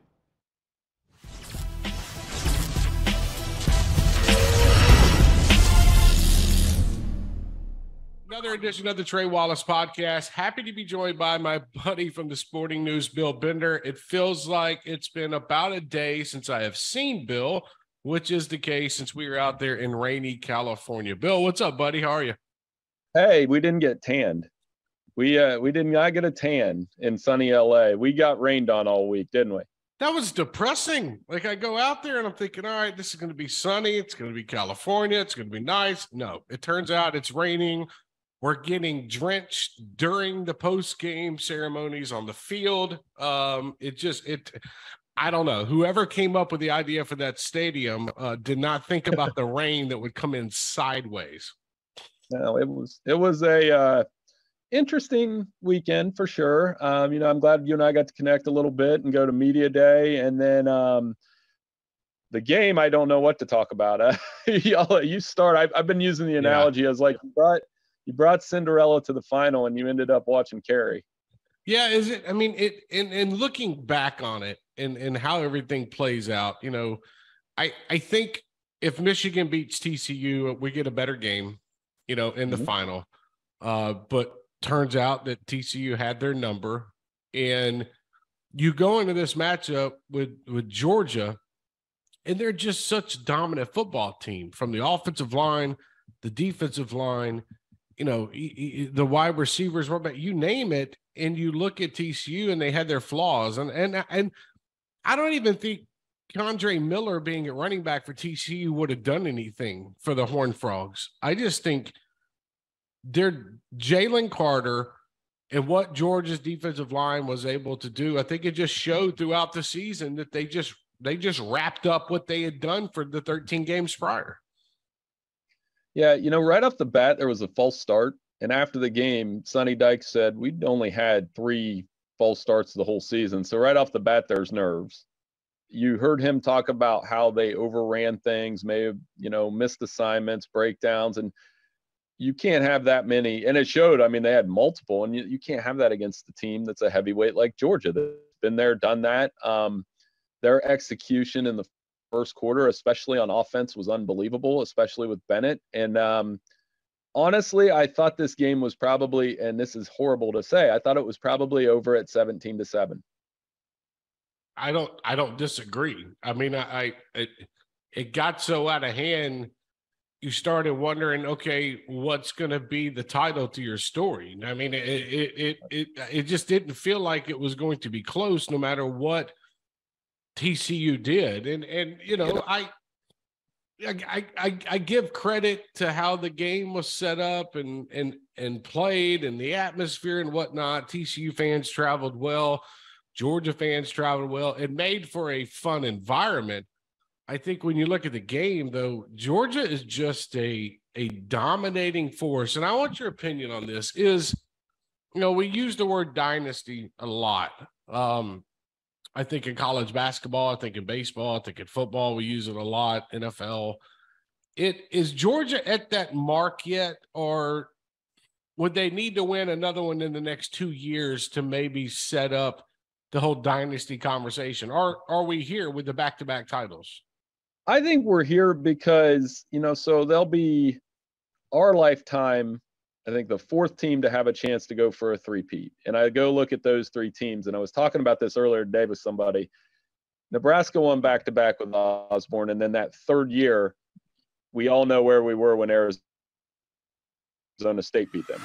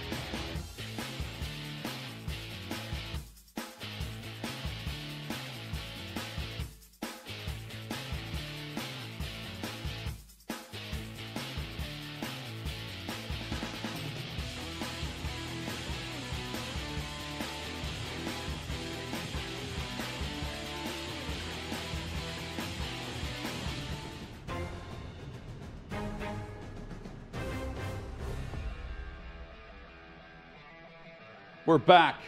Hutton Withrow with you for OutKick 360. Brandon Streeter was the offensive coordinator at Clemson. Dabo has fired him. Wow. Yes. Tony Elliott, of course, the longtime offensive coordinator, left to be the head coach of Virginia, and now they're looking for another offensive coordinator after a season for Streeter with the Tigers. Surprises me a bit. Seems like a very well, he's had such good staff continuity for so long with all the success and guys not leaving. And then last year, Brent Venables on the defensive side, who was with him for so long, goes to Oklahoma. Tony Elliott, and now Streeter firing the next offensive Streeter coordinator. had been with him there since 2014 in some capacity. Curious to see how far outside the box he goes Yes. with this next hire offensively, and if he tries to get a little bit more new-aged, I guess, for lack of a better term, about college football and offense with the next hire. The president of the University of Michigan has released a statement on Twitter about Jim Harbaugh. Okay. The president of the University of Michigan's name is Santa Ono. I don't know if it's a relation to Yoko Ono or not, but Santa Ono tweets out, "I'm pleased to share that I've been having very positive and constructive conversations with our athletic director and football coach. Ward Manuel and I both want to see Jim Harbaugh stay as the head football coach as the University of Michigan Wolverines, #GoBlue. So a statement to basically say, we're talking with the coach and we want to keep him around. From the president, But there was who is the AD's boss. report that they didn't want to give him the bump in pay yet until the things work itself out. They're going to have to give him a bump in pay to get him to not take the Denver or Indianapolis job. Well, and again, that statement is just saying we've had encouraging conversations. We very much want to keep him, but also doesn't respond to any of those reports that they don't want to give him a bigger contract because of the NCAA problems. Basically, he's just saying, we don't want him to leave, or we're not going to fire him because of the NCAA problems. But there could be some complications around the contract and what he wants guaranteed based on those conversations. The saga continues. It's deja vu for Jim Harbaugh in Michigan, a year removed from the same type of situation.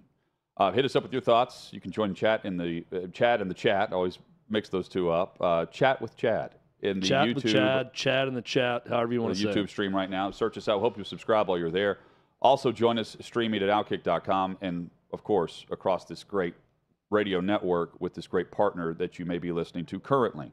Chad, it is time for one big thing on every NFL playoff game. And we kick things off at 4:30 Eastern. 7 seed Seattle will be taking on the 2 seed San Francisco 49ers. as San Fran hosts a playoff game here, not having to go on the road in round one.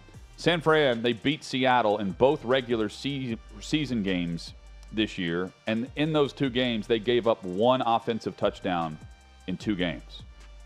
Geno Smith and the Seattle Seahawks are a great story. They were not great against San Francisco. And Brock Purdy has more than exceeded expectations. He's helping lead this San Francisco offense since he replaced Jimmy G. Mr. Irrelevant. He's the final pick in the draft. 107.3 passer rating in his 6 games. He's yet to lose. And now he enters postseason play where many are skeptical that he can continue this hot trend. But this was supposed to be a Seattle Seahawks team that was in total rebuild mode. And now they go into the postseason as a 7 seed with absolutely nothing to lose. They're playing with house money, and they're playing with one of the favorites right now to reach the Super Bowl in San Francisco based on their defense and the talent around Purdy at quarterback. 8:15, the nightcap on Saturday. Chargers in Jacksonville to take on the Jaguars. 4 against a 5 in the AFC playoffs. Justin Herbert, his yards per attempt, they've jumped by nearly a full yard in the 5 games since his top receivers have returned, and Mike Williams and Keenan Allen. Mike Williams, though, hasn't practiced all week with back issues suffered in last week's game. The Chargers, Chad, just one of their 10 wins was against a team with a winning record. They're keeping receipts, though. Based on that video, they are keeping receipts. Jacksonville, by the way, played on the road against L.A. in Week 3, and they won 38-10. And the Chargers, I believe, are 1-4 in outdoor games this year. They don't play well outside, apparently. Hutton, it sounds to me like you may be suggesting you should lay a pretty heavy bet on that money line with the Jags on Saturday. You're throwing out a lot of stats. That's got me, even though I think the Chargers are better, that's got me interested. Maybe placing a little money line bet on the slight underdog, Jacksonville at home. Trevor Lawrence, he had 3 touchdowns against this Chargers defense earlier this season. And throughout this winning streak to get them into the postseason, he has thrown for 15 touchdowns, just 2 interceptions in his last 9 games. The hot hand is actually with Lawrence and not Herbert, even though Herbert's known for putting up the yards, the passing yards. It's been Trevor Lawrence has been having more success with the passing touchdowns. Let's move to Sunday. Sunday, 1 o'clock, Dolphins and Bills. The Dolphins get in. The season officially, though, begins for the Bills Sunday. America's team, the Buffalo Bills. Yes. We have been pointing to the playoffs for Buffalo since last offseason. They were the preseason favorite to reach and win the Super Bowl. And here they are hosting Miami on their path to get to Glendale. Everyone that does not have another team that they're a fan of in the playoffs right now will be rooting for the Buffalo Bills in this game. Damar Hamlin, I think, I would guess, is going to be there in some capacity. Now that he's been released from the hospital, that's going to be an emotional and very cool scene in Orchard Park on Sunday. Looking forward to watching this game, if only for that, because the Bills are about to just curb stomp the Dolphins in this game. That is my expectation for what's about to happen, because no Tua. Well, no Tua. Skylar Thompson is going to get the start for Miami. Of course, he's head-to-head against Josh Allen on the opposite sideline. Josh Allen has turned the ball over an NFL-high 19 times this season. He has 5 red zone interceptions. That also leads the league. It is time for Josh Allen to become playoff Josh Allen starting on Sunday. The Dolphins have gone to the playoffs 3 times over the past 21 years. And each time they've done that, it's been with a first-year head coach. And those 3 times, Tony Sparano, Adam Gase, and now Mike McDaniel gets them in. And he's done it through solid quarterback play from Tua, but they were winning some games without Tua because they could still spin it to top wide receivers Tyreek Hill and Jalen Waddle. They combined for 194 catches, 3,066 yards, and 15 touchdowns this year. Those 2. That is the yes, and that is one though that I'll be surprised if it's close. Let's say that for this one. Sunday at 4:30 Eastern, Giants on the road in Minnesota. The Vikings defense, 31st in yards allowed, 29th in points allowed, and they gave up 445 yards to the Giants in that 3-point win, the last-second field goal in Week 16. The Giants have to go into this confident. Daniel Jones had a big performance that got them to this point to ensure that they were going to the postseason, and they played well against Minnesota despite that being a loss. But the momentum factor, we'll find out if this matters, because the Giants have really limped in on the win-loss record. They're 2-5-1 in their last 8 games, but many are picking the New York Giants to upset the Minnesota Vikings. Minnesota, by the way, is the only team in the NFL that did not give up a lead in the fourth quarter or overtime this year. It's a crazy stat. And Minnesota's a team that for most of the year we're watching them, Hutton, and thinking, is this a team that we're not talking about that could go on a run and win a Super Bowl? The way they were playing, it'd be very disappointing to lose at home to open the playoffs if you're the Vikings. I like them in this game, and a big reason is the way the Giants played down the stretch after being a great story for much of the year, that they're not playing their best football right now. No, Saquon Barkley's got to take over if that's going to be the case. Limit possessions, because if he can't, the other guy on the other sideline will, and Justin Jefferson. Even though he was held to 1 catch against Green Bay, that doesn't feel like the case in this one for Justin Jefferson. Sunday Night Football, Ravens at Bengals. We get the rematch from last week. The Bengals have won 12 of their last 14 games, including their last 8 games. Jamar Chase, 40 catches in his 5 games since returning from injury. And he has 6 catches for 86 yards and a touchdown in their win over the Ravens last week. They'll continue to look to get him the football, but they can spread it around. They can beat you multiple ways. I keep saying that, I keep thinking Joe Mixon shows up at some point. But the Bengals are 29th in rushing. They average just 3.8 yards per carry, and they've averaged just 2.8 yards per carry in the last 3 games. But they've still managed to win 2 of those 3 games by double digits because Joe Burrow is playing at such a high level. But Chad, they have to find consistency in their run game in order to complement what Cincinnati wants to do through the air. And I don't think it's going to matter, though, because if you take away some of the first half that Lamar Jackson played in on December 4th, he has missed 10 straight games from December 1st on for the Ravens. Can't finish the season the last 2 years for Lamar Jackson. Bone bruise a year ago, the PCL sprain this year. Very strange that immediately they put out the statement that should be a 2 to 4 week deal and still has not come back. Yes, it'll be 6 weeks this week. He has not practiced this week. Not good. And we'll know tomorrow for sure on this game for the injury report. Tyler Huntley did throw in an open portion of practice for Baltimore, but he's got a bum shoulder. So we'll see how that goes with the injury report. That's one to watch, though, because they've got issues, and Lamar Jackson's trying to go for that contract. He may not be able to play based on the knee problem. And so, Hutton, your next game, to me, is the game of the week. Cowboys-Buccaneers. Monday Night Football, 8:15 kickoff. The Cowboys, they have a league-high 33 takeaways this season. They're second in the turnover differential at +10. Dak Prescott, however, also turns it over. The highest interception percentage in the league. He's averaging an interception every 26 pass attempts, and he's thrown at least 1 interception in 9 of his 11 starts this season. This is Tom Brady's 20th playoff appearance. The Bucs enter at 8-9, but this can't be just a one and done. It doesn't feel like that type of story for Tampa and for Tom Brady. It could be. Dallas should be the team that wins, but Brady has his receivers back. They're the healthiest they've been in a while.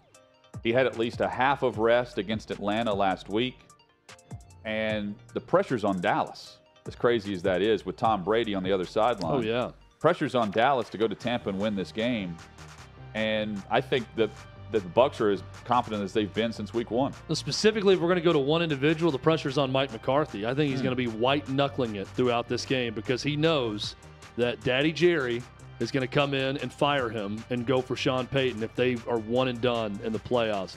Ton of pressure on him. Ton of pressure on Dak Prescott. I mean, it's put up or shut up time for Dak Prescott, especially in the playoffs. They're the better team than Tampa all year. They need to go there and win this game and advance. But I'm with you, Hutton. I don't see all the drama around Tom Brady and his personal life this year and what was going on and the team not looking good most of the year. To sneak in the playoffs and win the division, but be 8-9 in doing so and hosting a playoff game, to me feels like they're winning at least one game in this tournament. Dallas needs to go to the run. Run first. Stop forcing Dak to throw it all over the field.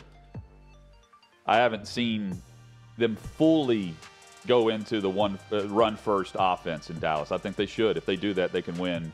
And I think they can win by double digits against Tampa. And that is one thing on every playoff game. It is. Hutton, some news here. We opened this segment talking about Dabo Swinney firing his offensive coordinator. Why? Ross Dellinger's reporting that they are after TCU offensive coordinator and the reigning Broyles Award winner, Garrett Riley, Lincoln Riley's brother, to be the next offensive coordinator. That is a big, big move for Clemson, if so. That is Dabo Swinney announcing to the college football world, yeah, we're going to treat this season as a one-season dip, and we're about to go get arguably, if not the best offensive coordinator in football, the guy who did the best job this past year with TCU. And we need him to do a great job with our 5-star, Big Klubnik. Yes. Yep. That's the move. And pair him with Klubnik for the foreseeable future. Yep. That's big time. And now, it does feel now like Chris Lowe says that Garrett Riley is headed to Clemson. Wow. He's reporting that. Chris Lowe says Garrett Riley headed to Clemson to be the OC, sources tell ESPN. Big move for Dabo. Huge. Great job by him. That's a no-brainer. And that also, not to say that Clemson's offense wasn't modern, but I think it more modernizes their approach and what they're going to do. And I think Garrett Riley's going to come up with I think Cade Klubnik's got a lot of potential, but he's going to come up with something that works for him and fit an offense around him. This is a move that A&M should make. And I know they did, but it took a while. You know? Like they Well, I look at it and think, what is A&M thinking right now? Like, should they have just waited and tried to bring him in instead of Bobby Petrino? I mean, it's a shorter move. Yes, but the ability to use this as a trampoline to become the next college football head coach, this could also be a one-and-done situation. Yeah. Right? If Clemson's great on offense next year, he's going to get offers. I don't know the level of offer he's going to get, but he's going to get an offer. We'll give you the very latest on this story as we read this during the break, and we will also dive into some of the other interviews that have taken place today across the NFL for GM and head coaching candidacies. That's all straight ahead on OutKick 360. Back to the Christian thing in the broad picture. Your father, how many kids, if you don't mind saying, do you have several kids, one kid? Seven children. You have 7 children, so you're a big family man. I did not know that. Yes. How many sons? Because this is what I kind of want to dig into. I have 5 sons. 5 sons, perfect. As a Christian man, how do you feel like, what is your job when it comes to raising young men in modern America?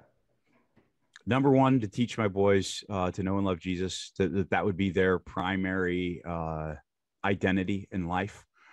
To everything else being completely secondary to that.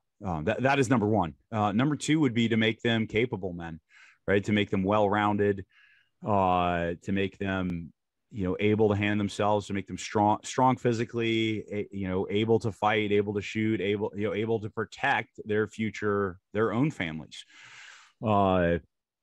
A great quote, Robert Heinlein, and I'm going to butcher it, but I will attempt it anyways. He basically says that, a man should be able to plan an invasion, change a diaper, cook a meal, build a house, he just goes down this list of, you should be able to do all these things as a man. And then at the very end, he says specialization is for insects.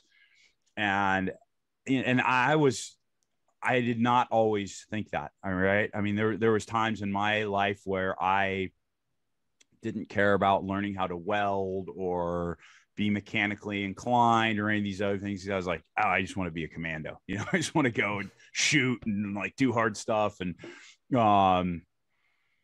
that was a mistake. I mean, I think I've said this before on, I did 2 ship deployments, 2 ARG deployments as a young frogman. And honestly, I was arrogant at the time, and man, here you're on a ship, which was kind of miserable.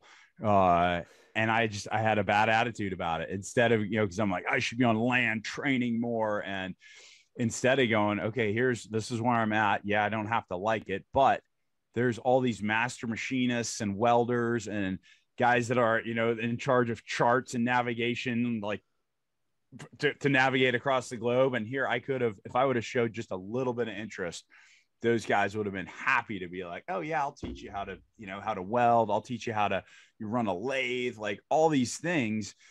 That now I'm like, man, I want to learn all that stuff. I want to be able to do everything. And some of that's reinforced now. Kind of, we live out on a little bit of a farm. So you do need to be able to, when stuff breaks, you need to be able to fix it yourself. And so there's a lot of value in that. So I want, number one, I want my boys to know and love Jesus. And then, number two, to be capable. It's actually, so we do a program called Father-Son Ministry, where it's gone through different iterations. Currently, the way we run it is you show up, we pray, we say the Pledge of Allegiance, and then we start training. And that was very deliberate right there, that, hey, we honor God first, then we honor our nation, and then we start to train. Most of the time we do jiu-jitsu. So that's been just super cool, having the boys go from it just looking clownish, them rolling around, to, man, they're, some of those boys, I will actually, break a sweat rolling with them now. And they will absolutely catch some guys with triangles and arm bar. Like, they're actually learning jiu-jitsu.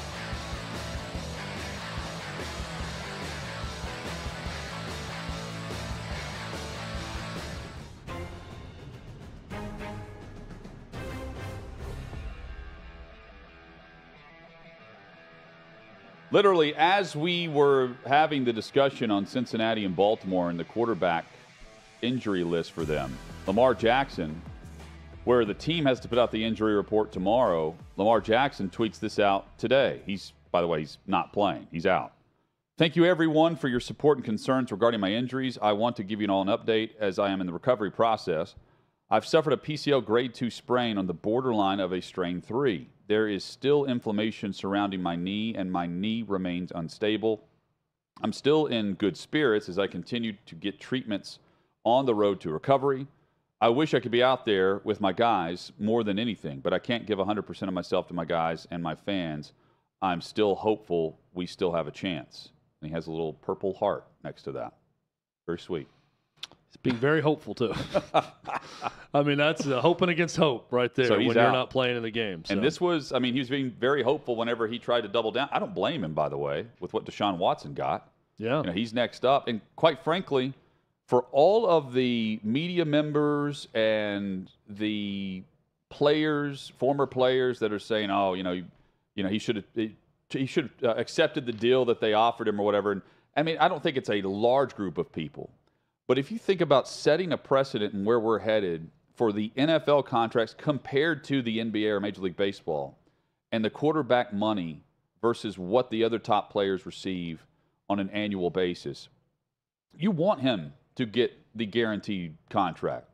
The Players Association should absolutely be pushing this to the moon and back on Deshaun Watson getting this versus the structure that's in place for the NFL with the cap and how we just don't have anything guaranteed. We were going through the contract for Derek Carr earlier, the money that's due to certain big name, Devontae Adams, where you can go through it year by year. The last 2 years of that deal really don't matter.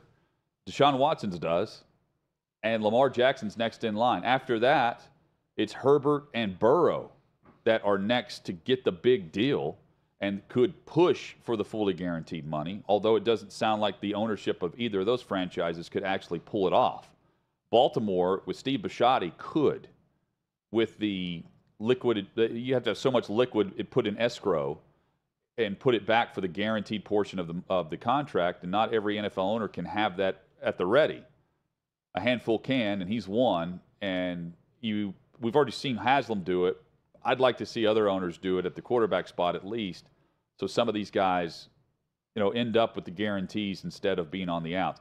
I hope, he can double down, and ultimately he's fine playing on the franchise tag for the next 2 years, and he'll make around $80 million doing that. But he could win a lot of favor for a league structure that's not in favor of the player through the collective bargaining agreement. I'm rooting for that because I'd like to see the players get a bigger piece of the pie. I really feel like he is going to be franchised. Yes. He's going to be back in Baltimore. I don't, there's a lot of speculation with different fan bases and teams wanting to see Lamar Jackson in their favorite team's uniform. I think that uniform is going to be black and purple, regardless of how this shakes out. But you agree, Hutton, the most likely scenario is he's franchised. I think that's where we're headed. And I think in the major part of that is the fact, what I mentioned earlier, he's missed 10 straight games at the end of the season, the last 2 years. But yes, and they could also give him a non-exclusive franchise tag, which would allow him to negotiate with other teams. That's another possibility, although I think it's more of the exclusive tag rights. You pay him, he signs it, and it'd be roughly, $45 million is the number I saw. But it's the top 5 salaries, the average of the top 5 salaries for that 1 year. And then once you sign it, it's fully locked in. So, that's why he's cool doing the fully franchised money, because that is fully guaranteed upon signing it. And in essence, you could do it twice. You have to go up 10% of what you paid him the year before, and this would be year one. But you could do it twice, and he's getting a 2-year, $80 million fully guaranteed deal. Similar to what Kirk Cousins did, minus 1 year. He signed 3 and 85, I think, in Minnesota originally. It's going to be, this is the next big mountain to climb. Yep. With a quarterback to see what the future is going to look like. And with everyone else. And the value. How much does Baltimore need him? They've revamped their entire line of thinking over drafting him originally. The final pick in the first round that year. And, they don't have much to show for it at wide receiver. They trade away Hollywood Brown to Arizona, and they're a tight end team that can run it. Can they improve in that area? They can play defense too. They've allowed just, 15 points per game over the last handful of matchups? Look, after Monday night's national championship disaster of a game, I am looking forward to some good, close, competitive football this weekend. I'm not optimistic about many of these games because of the backup quarterback situation. in too many of them. But I hope I'm surprised. Hope we come back and we're talking about how, hey, Seahawks, 49ers a lot better than we expected. And then Tyler Huntley played great for Baltimore and takes Cincinnati down to the wire. I hope we're talking about some really good, compelling football late in the fourth quarter for some of these games. I just don't see it with many of them. Chad, the big winner today, Clemson, they've hired Garrett Riley away from TCU to be their next offensive coordinator. He'll be teaming up with Dabo and teaming up with Kay Klubnik in 2023. We are back at it for the Friday edition. Hope you'll join us tomorrow. We start at 3 o'clock Eastern. Plenty of headlines, news, analysis, guests, and we'll get you ready for all of those NFL kickoffs, starting with Seahawks 49ers on Saturday. We'll see you then right here for OutKick 360 across the OutKick Network.